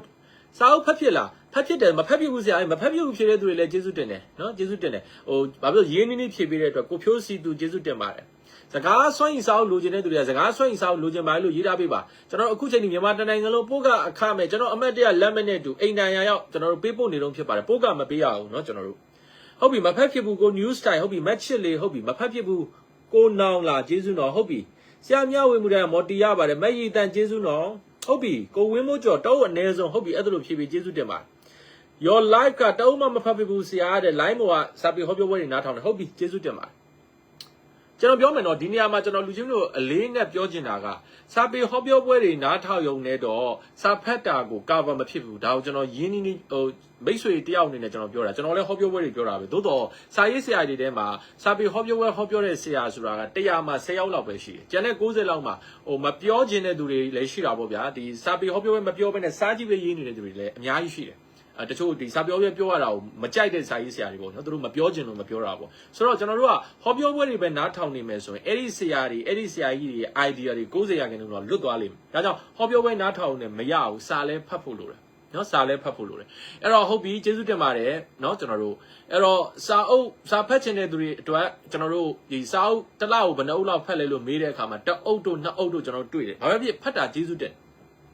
ကျွန်တော်ပြောမယ်နော်စာမဖတ်တဲ့သူတွေအပြစ်ပြောတာမဟုတ်ဒါပေမဲ့ကျွန်တော်မိတ်ဆွေတယောက်အနေနဲ့လူချင်းမင်းတို့ကိုပြောချင်တာကစာမဖတ်တာဟာလောကမှာသင်အနေနဲ့လောကရဲ့အဖို့တန်ယရနာတစ်ပါးနဲ့လွဲချော်ခြင်းဖြစ်ပါတယ်အဲ့တော့စာရွက်နဲ့ line မဲ့တဲ့သူတွေအဲ့ဒီ note ကိုတေချာမှတ်ထားနော်စာရွက်နဲ့ line မဲ့နေတဲ့သူတွေကျွန်တော်အရေးကြီးတဲ့ note ကိုပြောပြီလူချင်းမင်းတို့အနေနဲ့လောကမှာစာမဖတ်တာဟာလောကရဲ့အဖို့တန်ယရနာတစ်ပါးကိုသင်အနေနဲ့ဆုံးရှုံးရတာဖြစ်ပါတယ်လွဲချော်ရတာဖြစ်ပါကံကြမ္မာကောင်းတွေနဲ့လွဲချော်ခြင်းလည်းဖြစ်ပါတယ်စာမဖတ်တာဟာလောကမှာယရနာတစ်ပါးနဲ့လွဲချော်ခြင်းဖြစ်တယ်ကံကြမ္မာကောင်းတွေနဲ့လွဲချော်ခြင်းဖြစ်ဒါကြောင့်အခုချိန်ကစပြီးတော့လောကမှာအလွန်တန်မိုးရှိတဲ့ယရနာနဲ့မလွဲချော်အောင်ကံကြမ္မာကောင်းတွေနဲ့မလွဲချော်အောင်စာဖတ်ဖို့ကြိုးစားလူကြောင့်တော့ဘဝမှာကိုဖြစ်ချင်တဲ့အရာတွေကိုလှုပ်ချင်တဲ့အရာတွေအိမ်မက်တွေရှိမလားအဲ့ဒီအိမ်မက်တွေလူချင်းတို့ဘဝမှာကိုဖြစ်ချင်တဲ့အရာတွေလှုပ်ချင်တဲ့အရာတွေဖြစ်လာအောင်လုပ်နိုင်မှုအတွက်လူသားတစ်ရက်လုံးရဲ့အသိဉာဏ်ကလူချင်းမင်းတို့ကိုကူညီဖို့စောင့်နေတယ်ဘာမှစောင့်နေလဲစာအုပ်တွေထဲမှာစောင့်စာကြည့်လိုက်မှစောင့်အဲ့ဒါကိုကိုယ့်ဘာသာကိုစာကြည့်လိုက်မသွားဘဲနဲ့ညနေတိုင်းဘီယာဆိုင်နဲ့ဘားကိုသွားတာကတော့ကိုယ့်သဘောနဲ့ကိုယ်ပဲဘယ်သူမှလဲဟာအဲ့လိုပြောလို့ကျွန်တော်တို့ရွာမှာစာကြည့်လိုက်မရှိဘူးကျွန်တော်တို့မြို့မှာစာကြည့်လိုက်ဒီနေ့ online ပေါ်မှာစာကြည့်လိုက်တယ်အများကြီးပဲ online ပေါ်မှာမြန်မာစာအုပ်တွေအခမဲ့တင်ထားတဲ့ site တွေအများကြီးပဲကျွန်တော်စာအုပ်တွေတော့တချို့တွေတင်ထားတဲ့အခမဲ့တင်ထားကျွန်တော်လည်းပြောမနေတော့ပါဘူးဒီနိုင်ငံမှာစာဖတ်ဖို့တော့မနဲ့ကျွန်တော်တို့ကစူးစမ်းနေရတာပြောအလကားသာလည်းဖတ်ပါတော့ကျွန်တော်လည်းမပြောတော့တချို့ online ပေါ်မှာကျွန်တော်စာအုပ်တွေတချို့ site တွေမှာကျွန်တော်တို့တချို့ဝင်စင်းတို့ဘာလို့မှကျွန်တော်တို့အခချင်းဝင်နေရောင်းတာကြီးလည်းရှိပါတယ်တချို့အလကားတင်ထားတဲ့ site တွေရှိကျွန်တော်မပြောတော့အဲ့တော့ကျွန်တော်ပြောချင်တာကလူချင်းတို့အနေနဲ့စာမဖတ်ပေးတော့မနေပါနဲ့စာမဖတ်တာဟာလောကရဲ့တန်ဖိုးအရှိဆုံးယရနာတစ်ပါးကိုလွဲချော်တာဖြစ်ပါတယ်လို့ချစ်ခင်စွာမျှဝေပေးလိုက်ပါဟုတ်ပြီဒါဆို ready ဖြစ်ပြီလားဒီနေ့တပ်ပုံညံဆန်းမိမယ်အဲ့တော့အခုချိန်စပြီးတော့အဲ့ဒါအရေးကြီးတယ်နော်အဲ့ဒါအရေးကြီးတယ်နော်ဒီနေ့ internet မမိရင်လည်းဖုန်းထဲမှာစာအုပ်တွေအများကြီးထည့်လို့ရတယ်လေကို internet မိတဲ့နေရာရောက် download ဆွဲတာပေါ့ပြီးရင်ပြန်ဖတ်လို့ရနော်ကျွန်တော်တို့အဲ့တော့စာမဖတ်ဘူးဆိုရင်လောကရဲ့ယရနာတစ်ပါးနဲ့လူချင်းမတို့လွဲချော်ရမယ်နော်ဒီစိတ်လို့ကောင်းတဲ့အမြဲတမ်းထည့်တာပါအဲ့ဒါလေးကိုကျွန်တော်လူချင်းမတို့ကိုမိတ်ဆွေတယောက်အနေနဲ့ကျွန်တော်ချစ်ခင်စွာမျှဝေပေးတာဖြစ်တယ်ဟုတ်ပြီတပ်ပုံညံဆန်းပေးပါတော့မယ် ready ဖြစ်ပြီလားတပ်ပုံညံဆန်းပေးပါတော့မယ် ready ဖြစ်ပြီလားကဲစာအုပ်လက်ဆောင်လိုချင်တဲ့သူတွေကဒီနေ့မှလည်းကျွန်တော်စာအုပ်9အုပ်လက်ဆောင်ပေးဦးမှာဖြစ်တယ်ဒီ season မှာပါဝင်ရင်ကျွန်တော်အခု live လုပ်နေတာကိုမျှဝေပြီးတော့ comment မှာမျှဝေပေးထားပြီးအဲ့ထက်က9ဦးကိုရွေးချယ်ပြီးတော့ကျွန်တော်ရဲ့အမှတ်တရလက်မှတ်နဲ့တူအိမ်တိုင်ရာရောက်လူချင်းမတို့ပို့ကပါမပေးရဘူးကိုမပေါင်ရတယ်ဆိုကိုမပေါင်ဖတ်ဖို့ဆိုပြီးတော့အမတ်တရကျွန်တော်လက်မှတ်နဲ့တူစာအုပ်လက်ဆောင်ပေးဦးမှာဖြစ်ပါတယ်လို့သတင်းကောင်းပါလို့ပါတယ်เนาะကျွန်တော်တို့စကားဆွမ်းရင်စာအုပ်လိုချင်တဲ့သူတွေကလည်းပြန်ရပါပြီစကားဆွမ်းရင်စာအုပ်လိုချင်တဲ့သူတွေကစကားဆွမ်းရင်စာအုပ်လိုချင်ပါတယ်လို့ရေးထားပေးပါကျွန်တော်တို့အခုချိန်ဒီပို့ကအခမဲ့ကျွန်တော်အမတ်တရလက်မှတ်နဲ့တူပေးပို့နေတော့ဖြစ်ပါတယ်လို့သတင်းကောင်းပါလို့ပါတယ် TikTok ကသူတွေကတော့အခုကျွန်တော်ဒီလင်းတိုင်းညမြန်မာမြေ TikTok မှာကျွန်တော်အဲ့ဒီ account တစ်ခုပဲသုံးတယ် follower 3 million ကျော်ရှိတယ် like ဆိုရင်33 million ကျော်ရှိတယ်အဲ့ဒီ account နဲ့ဝင်လိုက်အဲ့ဒီအောက်မှာကျွန်တော်တို့ follower 3 million ပြည့်အထိတ်အမှတ်စာအုပ်လက်ဆောင်ပေးတဲ့အစီအစဉ်ရှိတယ်အဲ့ဒီမှာဝင်ပြီးတော့ အဲ့ဒီ post ကိုမျှဝေလိုက်မျှဝေပြီးသားအောက်မှာ comment ဝင်ရေးထားပြီးနောက်တစ်ပတ်လောက်ဆိုရင်အယောက်30ကိုလက်ဆောင်30ပေးဖို့ရွေးတော့မှာနော်အဲကြိုပြီးတော့အဲ့လေးလှုပ်ထားပြီးစကားဆိုင်စာအုပ်ကတော့မြန်မာနိုင်ငံထဲပဲပေးပို့ပြီးတာပေါ့နော်ဒါကြောင့်မြန်မာပြည်ကတယောက်ကိုစားမှခိုင်းပေးပါခင်ဗျကျေးဇူးတင်ပါတယ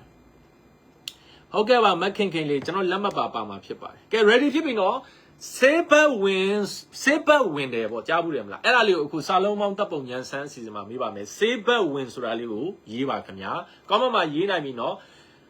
Saber win တယ်ဆိုတာသိတယ်နော် Saber win တယ်ဆိုတာသိတယ်မလားနော် Saber win တယ်လို့ကျွန်တော်တို့သုံးတယ်လीနော် Saber win တယ်လို့သုံးတယ်နော်ကျွန်တော်တို့ Saber win ဆိုတာလေးကိုအခုမြန်မာလိုပေါင်းမှာဟုတ်ပြီ TikTok ကသူတွေကတော့ comment ပုံမြန်တယ်ဟဟလား Facebook ကသူတွေလည်းပေါင်းပါအောင်နော်ဟုတ်ပြီစာဖတ်ပါတယ်ဗျဆရာကလည်းအင်မတန်လေးစားပါတယ်ဟုတ်ကဲ့ပါကျေးဇူးတင်ပါတယ်ခင်ဗျာကဲ Saber win ဆိုတာကိုပေါင်းပါစကားဆွမ်းရင်စာအုပ်လိုချင်ပါတယ်ဆိုတဲ့သူတွေက Messenger မှာစကားဆွမ်းရင်စာအုပ်လိုချင်ပါတယ်လို့ရေးပါသင်တန်းတက်ချင်တဲ့သူတွေကမြန်မာပြည်ဆိုရင်တော့ modern marketing သင်တန်းတက်ချင်တဲ့သူတွေနာမည်နဲ့ဖုန်းနံပါတ်ဒါလေးကိုမဖြစ်မနေရေးပေးပါနိုင်ငံခြားဆိုတော့နိုင်ငံခြားပါသင်တန်းတက်ချင်ပါလို့ရေးထားပေးပါ Saber win ကိုပေါင်းပါသင်တန်းအကြောင်းလေးထပ်ပြီးလို့လူချင်းတို့ Saber win ပေါင်းပြီးတော့မှပြောမယ်ပြီးရင် Saber win စာလုံးပေါင်းအမှန်ပြောပြီးပုံမြင်ပြောပြမယ်နော်ဒီနေ့ပုံမြင်လေးကလည်းအလွန်စိတ်ဝင်စားဖို့ကောင်းတယ်သင်တန်းတက်ချင်တဲ့သူတွေကကျွန်တော်တစ်လကိုသင်တန်းတစ်မျိုးပဲဖွင့်ပါတယ်အခုလာမယ်9လပိုင်းမှာဖွင့်မှာတော့ကျွန်တော်ရဲ့ marketing သင်တန်းအသစ်ဖြစ်တဲ့ certificate in modern marketing သင်တန်းဖြစ်ပါတယ် marketing ပညာအခြေခံကစတင်လေ့လာခြင်းနဲ့လူကြီးလူငယ်မည်သူမဆိုတက်ရောက်နိုင်တယ် marketing ပညာဒီဘဝမှာလူချင်းတို့အောင်မြင်ဖို့အတွက်အလွန်အရေးကြီးတဲ့ပညာတစ်ရပ်ဖြစ်တယ်လူတိုင်းတက်မြောက်ထားဖို့လိုအပ်တယ်အဲ့တော့ဒီ marketing သင်တန်းမှာကျွန်တော်တို့က marketing ပညာအခြေခံသင်ကြားပေးမယ် marketing trend တွေနည်းပညာအလားအလာနည်းပညာ trend တွေအကြောင်းလေ့လာမယ်ဝယ်သူတွေရဲ့စိတ်ကိုနားလည်အောင်ဘယ်လိုလုပ်မလဲဆိုတဲ့အကြောင်းအရာလေ့လာမယ် marketing မှာစိတ်ပညာကလည်းအများကြီးအရေးကြီးတယ်နောက်အရေးကြီးဆုံးအချက်ကတော့ကျွန်တော်ကိုယ်တိုင်ဒီကနေ့ထိလက်တွေ့ကျင့်သုံးခဲ့တဲ့ marketing လျှို့ဝှက်ချက် marketing နည်းလမ်း31ချက်ကိုလည်းဒီသင်တန်းမှာအထူးလေ့ကျင့်သင်ကြားပေးမှာဖြစ်ပါတယ်အဲ့တော့ဒီသင်တန်းကြီး online သင်တန်းကြီးလာမဲ့9လပိုင်း15ရက်နေ့စonline ကနေတလတိတိတက်ရမှာဖြစ်တယ် online ကတက်မဲ့သူတွေကသင်ကြားမှု2မျိုးနဲ့သင်မှာဖြစ်တယ်သင်တန်းစတင်မဲ့9လပိုင်း15ရက်နေ့အင်္ဂါနေ့ကနေစတင်ပြီးနေ့စဉ် recorded video တွေကိုကျွန်တော်တို့ Facebook group ထဲမှာတင်ပေးမယ်အဲ့ဒါတစ်လလုံးနေ့တိုင်းတင်ပေးမှာဖြစ်တယ်အဲ့ဒါ recorded video တွေကနေ့စဉ် video ကြည့်ရမယ်အဲ့ဒါတွေ recorded video တွေဖြစ်တဲ့ကိုအားတဲ့အချိန်မှာကြည့်လို့ရတယ်သင်တန်းကာလတစ်လပြီးသွားတဲ့တိုင်အောင်နောက်6လတစ်နှစ်လောက်ထိမဖြတ်ဘဲထားပြီးမှဖြစ်တဲ့အတွက်နိုင်ငံခြားသူတွေကလည်းအထက်ထက်ပြန်ကြည့်နိုင်တယ် live lecture ကိုအပတ်စဉ်တနင်္လာနေ့ည8:00 နာရီတိုင်း Zoom application ကနေ live လုပ်ပြီးသင်ကြားပေးမှာဖြစ်တယ်တစ်ခါသင်3နာရီလောက်ကြာကျွန်တော်ဓာတ်ရိုက်တွေ့ပြီးမေးခွန်းတွေမေးနိုင်တယ်အဲ့တော့သင်တန်းတက်နေနဲ့ကျွန်တော်လူချင်းတို့ကို Serena နဲ့ group coaching မှာအခမဲ့ရအောင်ဆောင်ပေးထားတာဖြစ်တယ်အဲ့ဒီ Zoom ကတော့တလသင်တန်းဖြစ်တဲ့အတွက်တနင်္လာနေ့တိုင်းဆိုတော့4ချိန်ပါအဲ့တော့အဲ့ဒီ Zoom ကိုလည်းကိုကနိုင်ငံခြားမလို့မတက်ဖြစ်မပူနဲ့နောက်ရက်မှာ recorded video ကို3နာရီသင်တယ်ဆို3နာရီစာလုံးကို Facebook group ရော Telegram private channel မှာရောပြန်တင်ထားပြီးမှဖြစ်တယ်သင်တန်းကာလတစ်လပြီးသွားလို့ assignment ဆောင်ရရင် certificate ကို email ကနေပေးပို့ပြီးမှဖြစ်ပါတယ်အပြင်လူတွေ့တက်ချင်တဲ့သူတွေကတော့ရန်ကုန်နဲ့အနီးတစ်ဝိုက်ကသူတွေကျွန်တော်မိတ်ဆွေလုပ်ငန်းရှင်တွေကသူတို့ဝန်ထမ်းတွေဆေးလို့ချင်တယ်လို့ပြောတဲ့သူတွေအတွက်ကတော့9လပိုင်း19ရက်နေ့နဲ့20ရက်နေ့စနေနေ့2ရက်မှာမနက်10:00 နာရီကနေညနေ6:00 နာရီအထိရန်ကုန်မြို့တော်ဝင်စင်တာ3လွာမှာရှိတဲ့ကျွန်တော်ရဲ့ Amlo သင်တန်းကျောင်းမှာကျွန်တော်နဲ့2ရက်အချိန်ပြည့်ရင်းနှီးချစ်ခင်စွာတွေ့ဆုံပြီးတက်ရောက်မှာဖြစ်ပါတယ်အဲ့တော့ online သင်တန်းမဲ့တက်ချင်းအပြင်သင်တန်းမဲ့တက်ချင်းလူချင်းတို့ရဲ့နာမည်ရဲ့ဖုန်းနံပါတ်ရဲ့ comment မှာမရင်းနဲ့ Messenger message မှာဆင်းပေးထားပေးပါကျွန်တော်တို့ team ကညီညီမတွေကမနက်ဖြန်မှာဆက်သွယ်ပေးမယ်အခုအစီအစဉ်ကိုကြည့်တဲ့သူတိုင်းကို 20% discount ဆက်ပေးထားပါတယ်အဲ့တော့သင်တန်းတက်ချင်တာပဲဖြစ်ဖြစ်စကားဆွမ်းရည်စာအုပ်မှာချင်တာပဲဖြစ်ဖြစ်ကျေးဇူးပြုပြီးတော့ comment မှာမရင်းနဲ့တော့ Messenger မှာရေးထားပေးပါနိုင်ငံခြားသူတွေဆိုတော့နိုင်ငံခြားကပါသင်တန်းတက်ချင်ပါတယ်လို့ရေးထားပေးပါကျွန်တော်တို့ team ကဆက်သွယ်ပေးမယ်စကားဆွမ်းရည်စာအုပ်လိုချင်ပါတယ်ဆိုတဲ့သူကစကားဆွမ်းရည်စာအုပ်လိုချင်ပါတယ်လို့ရေးထားပေးပါကျွန်တော်ငွေလွှဲရမယ့် account တွေလိုအပ်တဲ့အချက်လက်တွေကိုကျွန်တော်တို့ပြန်ပို့ထားပေးမှာဖြစ်ပါတယ်အဲ့တော့အခုကျွန်တော်မေးခွန်းတွေခဏနေကျွန်တော်ဖြေပေးမယ်ကျွန်တော်အခုပုံမြင်လေးပြောဦးမယ်အခု Saber win ကိုတော်တော်များများဟာတော့မဆိုးပါဘူးသိလားနော် Saber win ကကျွန်တော်တို့စာလုံးပေါင်းကင်မရာဒီဘက်မှာဆိုဖုန်းနှလုံးမလို့ဒီမှာ TikTok ကော Facebook ကို live လုပ်နေတာမလို့ပါเนาะကျွန်တော်တို့ကိုဖြိုးအောင်တက်ချင်ပါတယ်ဆရာတွေ TikTok ကအဲ့တော့ TikTok ကအဖွဲ့တွေတက်ချင်ပါတယ်ဆိုတဲ့သူတွေကကျေးဇူးပြုပြီးတော့ကျွန်တော် Messenger လေး TikTok message ကိုတွားလိုက်ပေါ့เนาะ TikTok message မှာတွားပြီးတော့အဲ့ဒီမှာဝင်ပြီးတော့တင်တန်းတက်ချင်ပါတယ်လို့ရေးထားပေးပါနိုင်ငံခြားဆိုရင်နိုင်ငံခြားကပါတင်တန်းတက်ချင်ပါတယ်လို့ရေးထားပေးပါကျွန်တော်လိုအပ်တဲ့အချက်လက်တွေပြန်ပေးထားပါမယ်မြန်မာပြည်သူဆိုတော့နာမည်နဲ့ဖုန်းနံပါတ်ရေးထားပေးပါအခုကျွန်တော်တို့ online ကပထမအဦးဆုံးအယောက်100အပြင်ကပထမအဦးဆုံးအယောက်30ကို 20% ကျွန်တော်တို့ဆက်ပြီးတော့ပေးနေပါတယ်လို့เนาะကျွန်တော်တို့ကိုတန့်စင်တို့ပါတော့เนาะတခါလဲကျွန်တော်အဲ့မှာလိုအပ်တဲ့တင်တန်းကြီးတို့ပါတော့ဒါတွေအားလုံးကိုကျွန်တော်တို့reply ပြန်ထားပေးမှာဖြစ်ပါတယ် Facebook ကအဖွက်တွေလည်းဒီလိုပဲတင်တန်းကြောင့်အသေးစိတ်ကကျွန်တော်ဒီလင်းတိုင်းညွတ်မြန်မာဆန် page ပေါ့ Facebook မှာဆိုလည်းဝင်ကြည့်လို့ရတယ်လင်းတိုင်းညွတ်မြန်မာဆန် English လို့ဖြစ်တဲ့ follower ဒီ 3.8 million ကျော်ရှိတယ်အဲ့ဒီ page မှာအပေါ်ဆုံးမှာကျွန်တော်တို့တင်တန်းအကြောင်း post ဆိုတင်တန်းကြီးအားအစားကျွန်တော်တို့အသေးစိတ်တင်ထားပေးပါတယ်ခင်ဗျာဘာတင်တန်းလဲတဲ့ modern marketing တင်တန်းမှာ marketing တင်တန်းမှာခင်ဗျာမြန်မာလိုတင်မှာပါဟုတ်ပါတယ်ခင်ဗျာနော် okay အဲ့တော့ကျွန်တော်တို့အခုဆေးဘက်ဝင်ရဲ့စာလုံးပေါင်းအမှန်ကမစိုးဘူးဗျဒီနေ့60ရာခိုင်နှုန်းလောက်မှန်တဲ့အတွက်ဒါကျွန်တော်ဒီမှာတော့တစ်ခေါက်မေးပြီးသွားပြီပေါ့ဒါဆိုတော့နောက်တစ်ခေါက်မေးဖို့မလိုတော့ဒီတစ်ခေါက်မှာ60 80လောက်မှန်တော့ဆေးဘက်ဝင်ကဟုတ်ပါတယ်ဘာကုန်းနဲ့ပေါင်းတာမဟုတ်ပါဖောက်ထုံးနဲ့ပေါင်းရမှာဖြစ်ပါတယ်ဆေးဖက်ဝင်ဖြစ်ပါတယ်နော်ဘာကုန်းနဲ့ပေါင်းတဲ့သူတွေမှားပါတယ်ဖောက်ထုံးနဲ့ပေါင်းရမှာဖြစ်ပါတယ်ဆေးဖက်ဝင်ဆိုတာဆေးဖော်ဆက်ရန်အခြားသောပစ္စည်းများနဲ့အဖို့အဖက်အဖြစ်အသုံးဝင်သောပစ္စည်းဆေးဖော်ဆက်ရန်အခြားသောပစ္စည်းများနဲ့အဖို့အဖက်အဖြစ်အသုံးဝင်သောပစ္စည်းလို့ပြောတဲ့အတွက်ကျွန်တော်တို့ကဆေးဖက်ဝင်လို့သုံးတာဖြစ်ပါတယ်ဒါ60ရာခိုင်နှုန်းလောက်မှန်တဲ့အတွက် congratulations ပါကျွန်တော်ခဏခဏပြောတယ်အင်္ဂလိပ်စာလုံးတစ်လုံးမသိဘူးကျွန်တော်တို့ရှက်စရာမဟုတ်ဘူးကျွန်တော်တို့ရဲ့မိခင်ဘာသာစကားမဟုတ်ဘူးကျွန်တော်တို့ရဲ့အမျိုးသားဘာသာစကားမဟုတ်မသိရင်ပြင်မယ်သို့တော့ကျွန်တော်တို့ရဲ့မိခင်ဘာသာစကားကျွန်တော်တို့ရဲ့အမျိုးသားဘာသာစကားကိုတော့ကျွန်တော်တို့ကချစ်ခင်မြတ်နိုးတန်ဖိုးထားဖို့လိုတယ်ကျွန်တော်တို့ရဲ့မိခင်ဘာသာစကားကျွန်တော်တို့ရဲ့အမျိုးသားဘာသာစကားကိုကျွန်တော်တို့ကမှမချစ်ခင်မမြတ်နိုးတန်ဖိုးမထားရင်ဘယ်သူမှလာပြီးတော့ချစ်ခင်မြတ်နိုးတန်ဖိုးထားတော့မှာမဟုတ်ဘူးဒါကြောင့်ကျွန်တော်ရဲ့ဒီ Friday night live အစီအစဉ်မှာဒီစာလုံးပေါင်းတပ်ပုံအစီအစဉ်ကိုလည်းထည့်သွင်းပေးတာဖြစ်တယ်စာလုံးပေါင်းတပ်ပုံတွေမှားတယ်ဆိုတာကအဓိပ္ပာယ်ကိုသေချာမသိလို့မှားတာဖြစ်တယ်အခုလည်းဒီလိုပဲအဖော်အဖက်ဖြစ်ဆေးဖော်ဆက်ရန်သုံးဆွဲတယ်လို့သိလိုက်တာနဲ့ဟုတ်ကဲ့ပါကိုရွှေထပ်ပိုင်ကျေးဇူးတင်ပါတယ်ခင်ဗျနော်အဖော်အဖက်ဖြစ်သုံးဆွဲတယ်လို့သိတဲ့ဟိုကကျွန်တော်တို့ကစာလုံးပေါင်းမှန်မှာဖြစ်ပါတယ်လို့เนาะဒါလေးကိုချစ်ခင်စွာမျှဝေပေးလိုက်ပါတယ်ကျွန်တော်မျှဝေမှုကနေလူချင်းတို့အကျိုးရှိမယ်လို့အပြည့်အဝယုံကြည်ပါတယ်ကဲပုံမြင်ပြောဖို့အချိန်ရောက်ပါပြီပုံမြင်နားထောင်ခြင်းပါသလား ready ဖြစ်ပြီလား ready ဖြစ်ပြီဆို ready ဖြစ်ပြီလို့ရေးပေးပါပြီးတော့ဒီအချိန်ကျရင်အဲ့ရဘွားကြည့်မဲ့အဖွဲ့တွေရှိတယ်เนาะအဲ့ရဘွားကြည့်တဲ့အဖွဲ့တွေဖုံးပြုတ်ကြပြီးအိမ်ငတ်မဲ့အဖွဲ့တွေအဲ့ရဘွားကြည့်ရင်လည်းအဲ့ရဘွားကြည့်နေပါလို့ရေးပေးပါဦးလက်ဆောင်ပို့တာကျွန်တော်ခုနစာအုပ်လက်ဆောင်အစီအစဉ်ကလေကျွန်တော်ကလူချင်းမင်းတို့ပို့တဲ့လက်ဆောင်လေးပဲယူနေရတာလူချင်းမင်းတို့လက်ဆောင်ပြန်ပေးခြင်းတို့ဒီစာအုပ်လက်ဆောင်အစီအစဉ်ကိုထည့်သွင်းကြတော့ပုံမှန်သာပါဝင်နေတပတ်မဟုတ်တပတ်ရမှာနော်ဒီတော့မှလည်းကျွန်တော်စာအုပ်9အုပ်ကိုလက်ဆောင်ပေးဦးမှာဖြစ်တယ်ဒီအစီအစဉ်မှာပါဝင်ရင်ကျွန်တော်အခု live လွှင့်နေတာကိုမျှဝေလိုက်မျှဝေပြီးသွားရင် comment မှာမျှဝေပြီးပါပြီလို့ဝင်ရေးပေးထားပေးအဲ့ဒီက9အုပ်ကိုရွေးချယ်ပေးပါဒီတစ်ပတ်မှာလည်းကျွန်တော်ဒီမှာလက်ဆောင်လေးပို့ထားတယ် Burma Watch ကိုလည်းချစ်ခင်ကျေးဇူးတင်ပါတယ်ဒီဇိုင်းလေးကလည်းတကယ်ကိုဗမာဆန်တဲ့ဒီဇိုင်းဖြစ်တယ်အဲ့တော့ Burma Watch ကိုကျွန်တော်တို့ဒီဘက်မှာလည်းလက်ဆောင်လေးပေးပို့ထားတဲ့အတွက်ချစ်ခင်ကျေးဇူးတင်ပါတယ် Burma Watch ကပို့ထားတာဒီဘက်မှာအလွန်လှတဲ့နာယီလေးဖြစ်ပါတယ်အလွန်လှတဲ့နာယီလေးဖြစ်ပါတယ်ကျွန်တော်နာမည်เนาะကျွန်တော်နာမည်ဒီမှာပြုတ်တောင်ကြားလို့ရလားကျွန်တော်နာမည် LTN ဆိုတာလေးလည်းဒီမှာထိုးထားပေးပါတယ်အဲ့တော့ Burma Watch ချစ်ခင်ကျေးဇူးတင်ပါတယ်เนาะ Burma Watch ချစ်ခင်ကျေးဇူးတင်ပါတယ်ဒီမှာသူ့ရဲ့ packaging ကအစအလွန်ချစ်ဖို့ကောင်းပါတယ် Burma Watch ကျေးဇူးတင်ပါတယ်ခင်ဗျာเนาะကျွန်တော်တို့အဲ့တော့ကျွန်တော်အခုလူချင်းမင်းတို့ပို့တဲ့လက်ဆောင်လေးပဲကျွန်တော်ယူနေရတာဒါကြောင့်လူချင်းမင်းတို့ကိုလက်ဆောင်ပြန်ပေးခြင်းလို့ကျွန်တော်အခုလိုစာအုပ်လက်ဆောင်အစီအစဉ်လေးကိုထည့်သွင်းပေးတာဖြစ်တယ်ဒါကြောင့်မရသေးတဲ့သူတွေလည်းစိတ်မညစ်နဲ့ကျွန်တော်မိတ်ဆွေတွေကများတဲ့အတွက်ပုံမှန်သာပါဝင်နေတပတ်မဟုတ်တပတ်ရရှိမှာဖြစ်တယ်เนาะကျွန်တော်တို့ TikTok ကအဖွဲ့တွေလည်း3 million TikTok follower 3 million ပြည့်အထိမ်းမှကျွန်တော်ဒီလင်းတိုင်းညမြန်မာမြေလို့ရေးထားတဲ့ account ဒီတစ်ခုပဲကျွန်တော် TikTok မှာသုံးတယ်အဲ့ဒီမှာဝင်ပြီးတော့နည်းနည်းလေးအောက်ကိုဆင်းသွားလိုက်အဲ့ဒီမှာ3 million ပြည့်စာအုပ်လက်ဆောင်အစီအစဉ်ဆိုပြီး cover မှာရေးထားတဲ့ post ကိုတွေ့လိမ့်မယ်အဲ့ဒီ post ကိုဝင်လိုက်အဲ့ဒီ post ကို share ပြီးတော့အောက်မှာဝင်ပြီး share ပြီးပါပြီလို့ comment ရေးထားပြီးတော့နောက်တစ်ပတ်ထဲမှာအယောက်30စပြီးရွေးချယ်တော့မှာဖြစ်ပါတယ်နားထောင်မှုအသင့်ပါတယ်မတ်မြတ်ပွင့်ဖြူကျေးဇူးတင်ပါတယ်မတ်နွယ်စာဝင်းလဲ news စာဝင်းလားမသိဘူးကျေးဇူးတင်ပါတယ်နော်ဟုတ်ပြီအဲ့တော့ကျွန်တော်တို့အခုပုံမြင်ပြောပြပါတော့မယ်ပုံမြင်နားထောင်ခြင်းပါသလား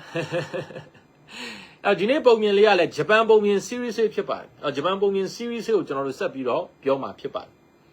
်တခါတော့ဂျပန်ပြည်မှာဒီစိုက်ပျိုးရေးနဲ့အသက်မွေးကြောင်းနဲ့ကောင်လေးတယောက်ရှိတယ်အဲ့ဒီကောင်လေးကစိုက်ပျိုးရေးနဲ့အသက်မွေးကြောင်းပြုတဲ့အခါမှာအလွန်လုံးလာဝရိယရှိတယ်တနေ့ကျတော့သူကမနက်အစောကြီးထပြီးတော့မှသူလုပ်ငန်းဝင်သွားဖို့အတွက်အစောကြီးထပြီးတော့သူတို့စမ်းကြောင်းလေးမှာရေမိုးချိုးတန့်စင်ပြီးတော့သူကလုပ်ငန်းဝင်သွားဖို့ပြင်ဆင်မယ်ဆိုပြီးသူကစောစောထလာတာနော်အဲ့တော့အဲ့ဒီကသူစောတဲ့အတွက်သူကလည်းဒီစမ်းကြောင်းလေးမှာရေချိုးတဲ့အခါမှာပုံမှန်မချိုးဘဲနဲ့စမ်းကြောင်းရဲ့အထက်ပိုင်းကိုတက်သွားလိုက်တဲ့အခါမှာစမ်းကြောင်းရဲ့အထက်ပိုင်းမှာသူတခါမှမတွေ့ဘူးတဲ့အာကြီးတအာယုံတွေ့အဲ့ဒါနဲ့သူကထူးဆန်းပြီးတော့ဒီအာကြီးကငါဒီစမ်းကြောင်းမှာအမြဲတမ်းရေချိုးနေကြအမြဲတမ်းရေလာချိုးနေကြဒီအိုင်ကြီးကဒီစမ်းကြောင်းမှာငါတခါမှမတွေ့ဘူးအဲ့ဒါနဲ့သူကဘာလုပ်လဲဆိုတော့တခါတည်းသူကအဲ့မှာဝင်ပြီးတော့ ရေချိုးဖို့အတွက်တော့ကြည့်လိုက်တဲ့အချိန်အေး1နဲ့ရေတန်းနေကြဟာဘာလဲကလူတွေရှိတဲ့တွင်သူချောင်းကြည့်လိုက်တဲ့အချိန်မှာအလွန်တရာချောမောလှပတဲ့မိမပြိုလေးတွေစမ်းကြောင်းထဲမှာရေချိုးနေတာတွေ့အဲ့ဒါနဲ့ तू ကကြည့်နေတဲ့အချိန်မှာ तू ဘေးကိုလည်းကြည့်လိုက်ကောအဲ့ဒီမိမပြိုလေးတွေရဲ့ဒီငှက်မွေးအတောင်တွေနဲ့ဒီတီထားတဲ့ပေါ့ငှက်မွေးဝိယုံတွေကိုအဲ့ဒီဘေးကနော်ဒီခြုံမှုတွေပေါ်မှာလွှားထားတာကိုတွေ့အဲ့ဒါနဲ့အဲ့ဒီကောင်လေးကလည်းအဲ့ဒီဝိယုံတွေကဝိယုံတစ်ထဲကိုကောက်ပြီးတော့ तू ယူထားလိုက်တာအဲ့လိုချင်းချင်းနဲ့ခဏနေတဲ့အချိန်မှာအဲ့ဒီနတ်သမီးလိုမျိုးချောမောလှပတဲ့မိမပြိုလေးတွေကဒီရေချိုးပြီးတဲ့အခါမှာဒီငါမွေးဝိယုံလေးတို့သူတို့ခန္ဓာကိုယ်ပေါ်မှာယုံလိုက်တာပဲတခါတည်းကောင်းငင်ပေါ်ပြန်တက်သွားကြတယ်ဟာအဲ့ကြမသိတယ်အဲ့ကောင်လေးကဒါလူသားစင်စစ်တွေမဟုတ်ဘူးဒါကြောင့်သူတို့ကကိုရောင်ကိုဝါတွေတောက်ပပြီးလှပနေတယ်သူကနတ်သမီးတွေပဲအဲ့ဒီမှာပြဿနာကဘာလဲဆိုတော့တကောင်းသားခုနဝိယုံတွေကတက်ထဲကိုယူထားလိုက်တာကိုအဲ့ဒီခါကျတော့နတ်သမီးတပဒုက္ခရောက်တော့သူ့ဝိယုံမရှိတော့နတ်သမီးလေးကရေပေါ်ကလည်းရေထဲကလည်း तू မတက်ရဘူးပေါ့သူ့ဝိယုံမရှိတော့ကောင်းငင်ကိုလည်း तू ပြန်တက်လို့မရအောင်စိတ်ညစ်နေတဲ့အချိန်မှာအဲ့ဒီမှာတကောင်သားထွက်လာတာပဲထွက်လာပြီးတော့ तू ကခုနဝိယုံတော့ဖွက်ထားတာပေါ့ तू ကသူ့မှာပါတဲ့ပစိုးလို့ပါတော့ဒီလိုမျိုးကိုလဲစရာပေးပြီးတော့နတ်သမီးကို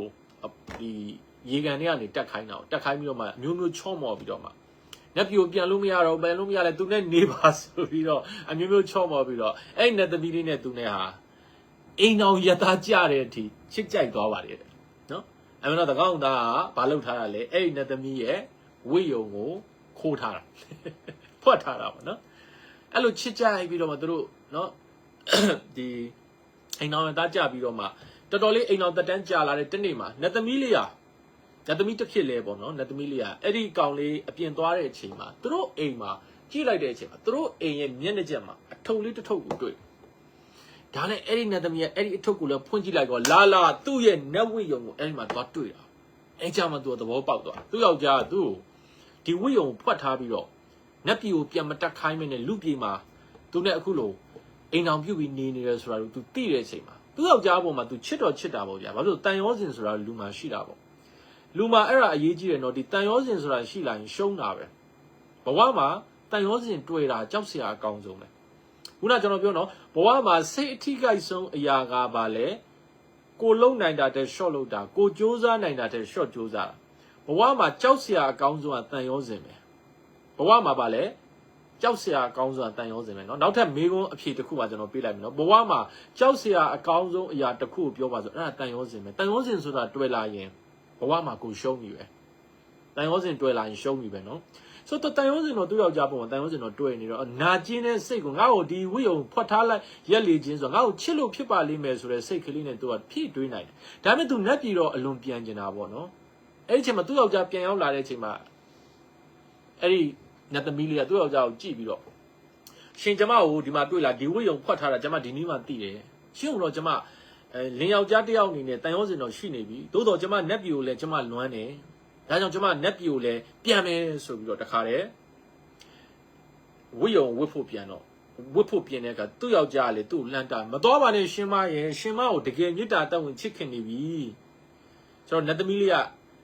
သူနတ်ပြည်ကိုပြန်တက်ခံနေဆက်မှာလှမ်းပြီးတော့သူ့ယောက်ျားကိုတန်ရောစင်လက်ကြံလေးရှိတဲ့အတွက်နော်တန်ရောစင်လက်ကြံလေးရှိတဲ့အတွက်လှမ်းပြီးတော့မှားလိုက်တယ်ဘယ်လိုမှားလိုက်လဲဆိုတော့ဟုတ်ပြီဒါဆိုရင်ရှင်ကောက်ရိုးဖက်နဲ့အရန်တစ်ထောင်လုတ်ပြီးတော့ကျမကိုလွှမ်းရင်နတ်ပြည်ကိုတက်ခဲ့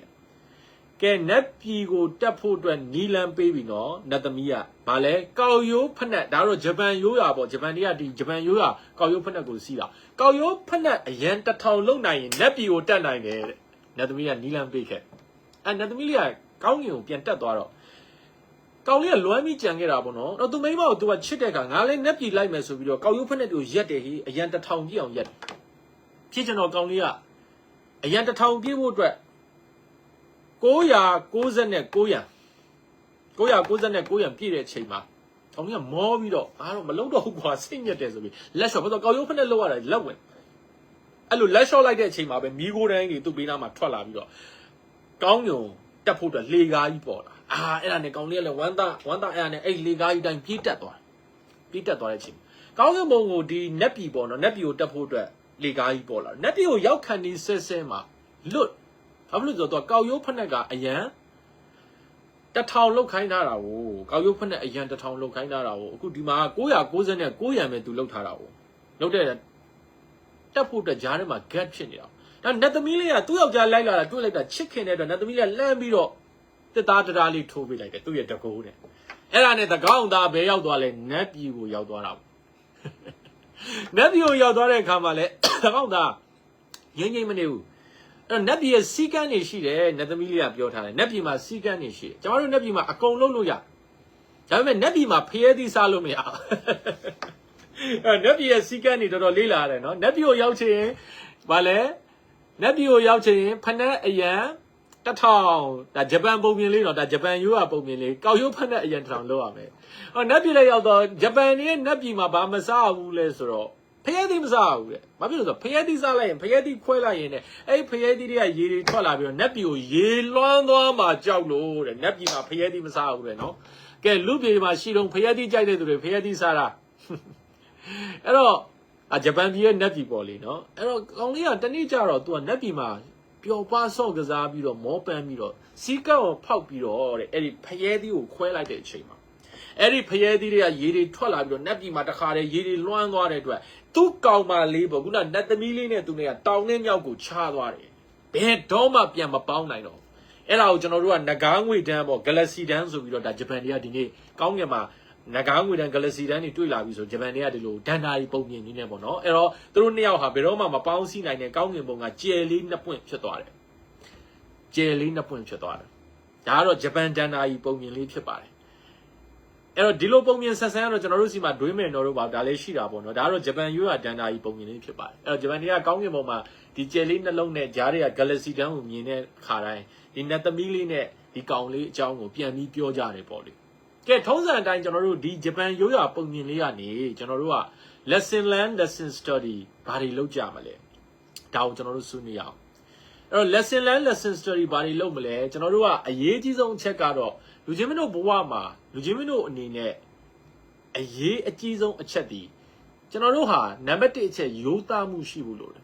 အထူးသဖြင့်အချစ်မှာရိုးသားမှုကအရေးကြီးတယ်ခဏနေ TikTok live ကပိတ်တော့မယ်နော် TikTok live ကခဏနေပိတ်တော့မယ် Facebook ကတော့ရသေးတယ်အဲ့တော့မြန်မြန်လေးပြောလိုက်မယ်နော်အချစ်မှာရိုးသားမှုကအရေးကြီးတယ်အဲ့တော့ကောင်လေးဟာသူ့ရဲ့အချစ်ကိုစကတည်းကမရိုးမသားနဲ့တိဆောက်ခဲ့တာဖြစ်တဲ့အတွက်သူတို့ရဲ့မေတ္တာခရီးလမ်းဟာမဖြောင့်ဖြူ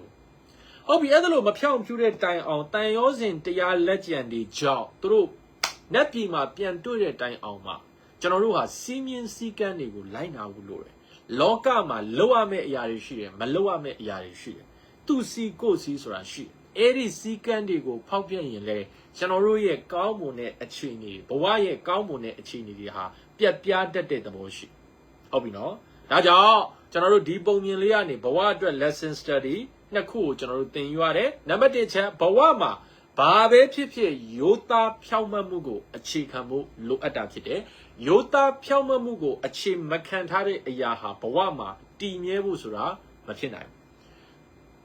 ဘူးဘဝမှာတည်မြဲတဲ့အရာဆိုတာသင်္ခါရတရားအရမရှိနိုင်ဘူးဆိုပေမဲ့အတိုင်းအတာတစ်ခုထိပေါ့နော်ကျွန်တော်တို့ကတည်မြဲမှုမဖြစ်နိုင်ဘူးနံပါတ်2အချက်ကတော့ဘယ်အခြေအနေမှာမဆိုပေးထားချက်တွေဂိမ်းရဲ့စီးမြင်စည်းကမ်းတွေကိုလိုက်နာဖို့ပဲဘောလုံးကံမယ်ဆိုရင်ကျွန်တော်တို့ကဘောလုံးပွဲရဲ့စည်းကမ်းတွေစီးမြင်တွေကိုနားလည်ပြီးကံမှအဲ့ဒီကစားပွဲမှာအနိုင်ရဘလောက်ကောင်းမွန်တဲ့အခြေအနေတစ်ခုကိုပဲရောက်နေကျွန်တော်တို့ကသူ့စီးကိုယ်စီးစတဲ့စီးမြင်စည်းကမ်းတွေလူမှုရေးဆိုင်ရာစီးမြင်စည်းကမ်းတွေစီးပွားရေးဆိုင်ရာစီးမြင်စည်းကမ်းတွေဒါတွေကိုမဖောက်ဖျက်ပေးနဲ့မှန်မှန်ကန်ကန်ဆောင်ရွက်နိုင်မယ်စိတ်ကိုအလိုမလိုက်ဘဲနဲ့စီးမြင်စည်းကမ်းတွေတိုင်းဆောင်ရွက်နိုင်မယ်ဆိုရင်ကျွန်တော်တို့ရဲ့ကောင်းမွန်တဲ့အခြေအနေကောင်းတွေကိုဖန်တီးတည်ဆောက်နိုင်မှာဖြစ်ပါတယ်လို့ချစ်ခင်စွာမျှဝေပေးလိုက်ပါတယ်ဒီနေရာမှာအရေးကြီးဆုံးကတော့ရိုးသားဖြောင့်မတ်ဖို့လိုတယ်နော်ဒါကိုကျွန်တော်ခဏခဏပြောရိုးသားရုံတရားတစ်ခုတည်းနဲ့မရဘူးဘဝမှာရိုးအရင်ဒုက္ခရောက်တတ်တယ်ဒါကြောင့်ကျွန်တော်ခဏခဏပြောရိုးသားတယ်ဆိုတာကောင်းတယ်ဒါပေမဲ့ရိုးသားတိုင်းမအောင်မြင်ဘူးရိုးသားတယ်ဆိုတာသူများအပေါ်မဟုတ်တာမလုပ်တာကောင်းတယ်ဒါပေမဲ့ဘဝမှာသူများအပေါ်မဟုတ်တာမလုပ်ရုံနဲ့အောင်မြင်တာမဟုတ်ဘူးဒါကြောင့်ရိုးအရင်အဲ့ဒီရိုးအားမှုအပေါ်မှာအမျက်ထုတ်တဲ့သူတွေရှိတယ်ဒါကြောင့်ရိုးသားရုံနဲ့ဘဝမှာမအောင်မြင်ဘူးဖြောင့်မတ်ဖို့လိုတယ်ဖြောင့်မတ်တယ်ဆိုတဲ့မြန်မာစကားဟာ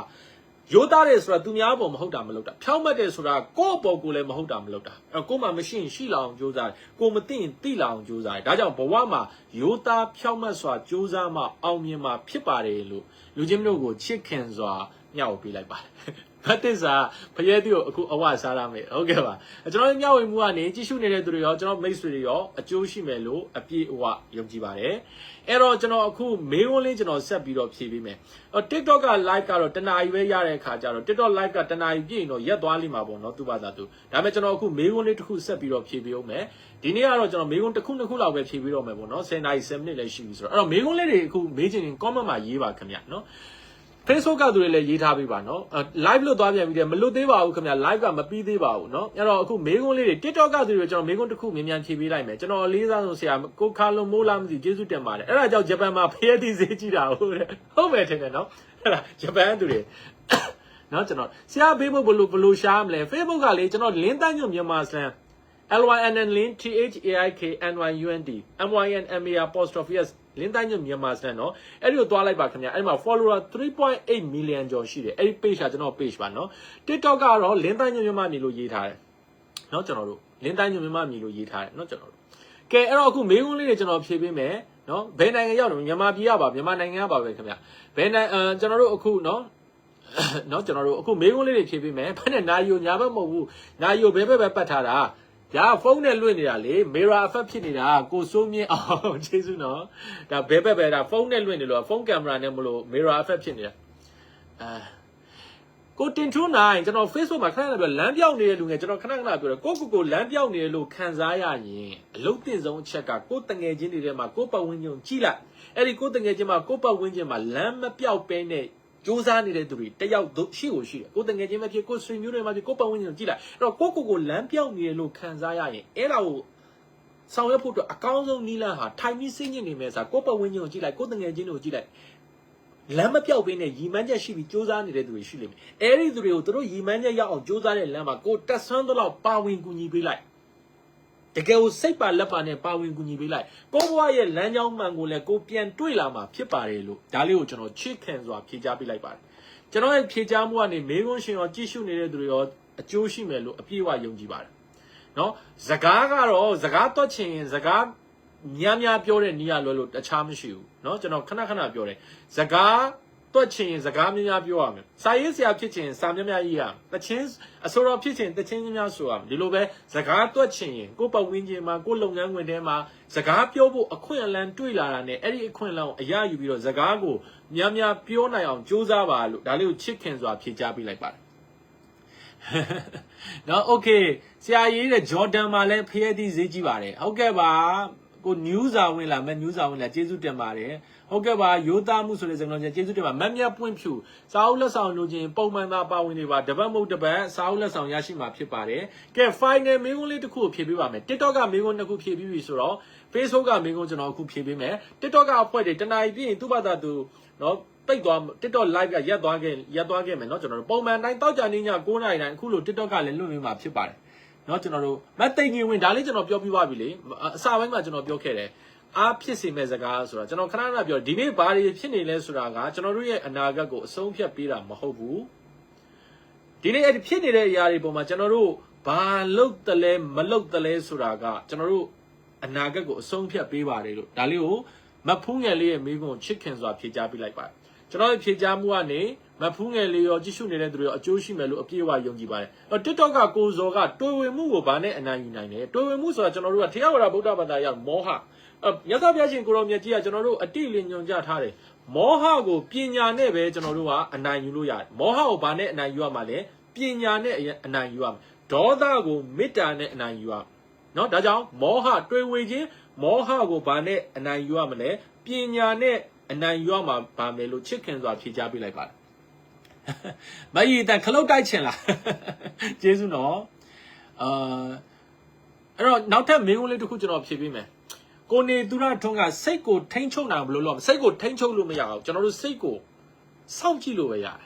်ကိုနေသူရတော့စိတ်ကိုထိန်းချုပ်မယ်ဆိုရင်ဘလို့မှမရနိုင်အဲ့တော့ကျွန်တော်တို့ကတရားရှုမှတ်တဲ့ဆိုတာစိတ်ကိုထိန်းချုပ်တာမဟုတ်ကိုယ်စိတ်ကိုစောင့်ကြည့်တာငါကကုသိုလ်တွေးနေလားအကုသိုလ်တွေးနေလားအဲ့တော့စိတ်ကိုမထိန်းချုပ်နဲ့စိတ်ကထိန်းချုပ်လေယုံနေကြွလေအဲ့တော့စိတ်ကိုစောင့်ကြည့်ဖို့ပဲလိုတယ်ငါစိတ်ညစ်နေလားစိတ်ညစ်နေတဲ့ကိုစောင့်ကြည့်ပြီးတော့သိရင်စိတ်မညစ်အောင်လုပ်တာမဟုတ်အဲ့စိတ်ညစ်နေတဲ့အခြေအနေမှာကိုယ်စိတ်ကိုအကောင်းဆုံးခံနိုင်ရှိအောင်ကြိုးစားငါစိတ်ကတိတ်တက်ကြွနေလားပျော်ရွှင်နေလားကိုယ်စိတ်ကိုစောင့်ကြည့်အဲ့ဒီတက်ကြွပျော်ရွှင်နေတဲ့အခြေအနေမှာကိုယ်စိတ်ကိုအကောင်းဆုံးဖြစ်အောင်ကျွန်တော်တို့ဘဝကို တီဆောက်ရတယ်ဒါကြောင့်စိတ်ကိုထိန်းချုပ်လို့မရအောင်ကျွန်တော်တို့စိတ်ကိုတရားရှုမှတ်တယ်ဆိုတာစိတ်ကိုထိန်းချုပ်နေတာမဟုတ်ဘူးစိတ်ကိုအရှိတိုင်းရှုမြင်အဲ့တော့စိတ်ကိုကျွန်တော်တို့ဘဝမှာအောင်မြင်ခြင်းစိတ်ကိုထိန်းချုပ်ရတာမဟုတ်ဘူးကိုယ်စိတ်ကိုနားလေအောင်သိမြင်အောင်နားလေမှုကိုယ်စိတ်ကိုနားလေအောင်ရှုမြင်ရှုမှတ်ပြီးတော့မှဘဝကိုအကောင်းဆုံးအခြေအနေဖြစ်အောင်တည်ဆောက်ရတာဖြစ်ပါတယ်လို့မေခွန်းရှင်ကိုချစ်ခင်စွာဖြေကြားပြလိုက်ပါ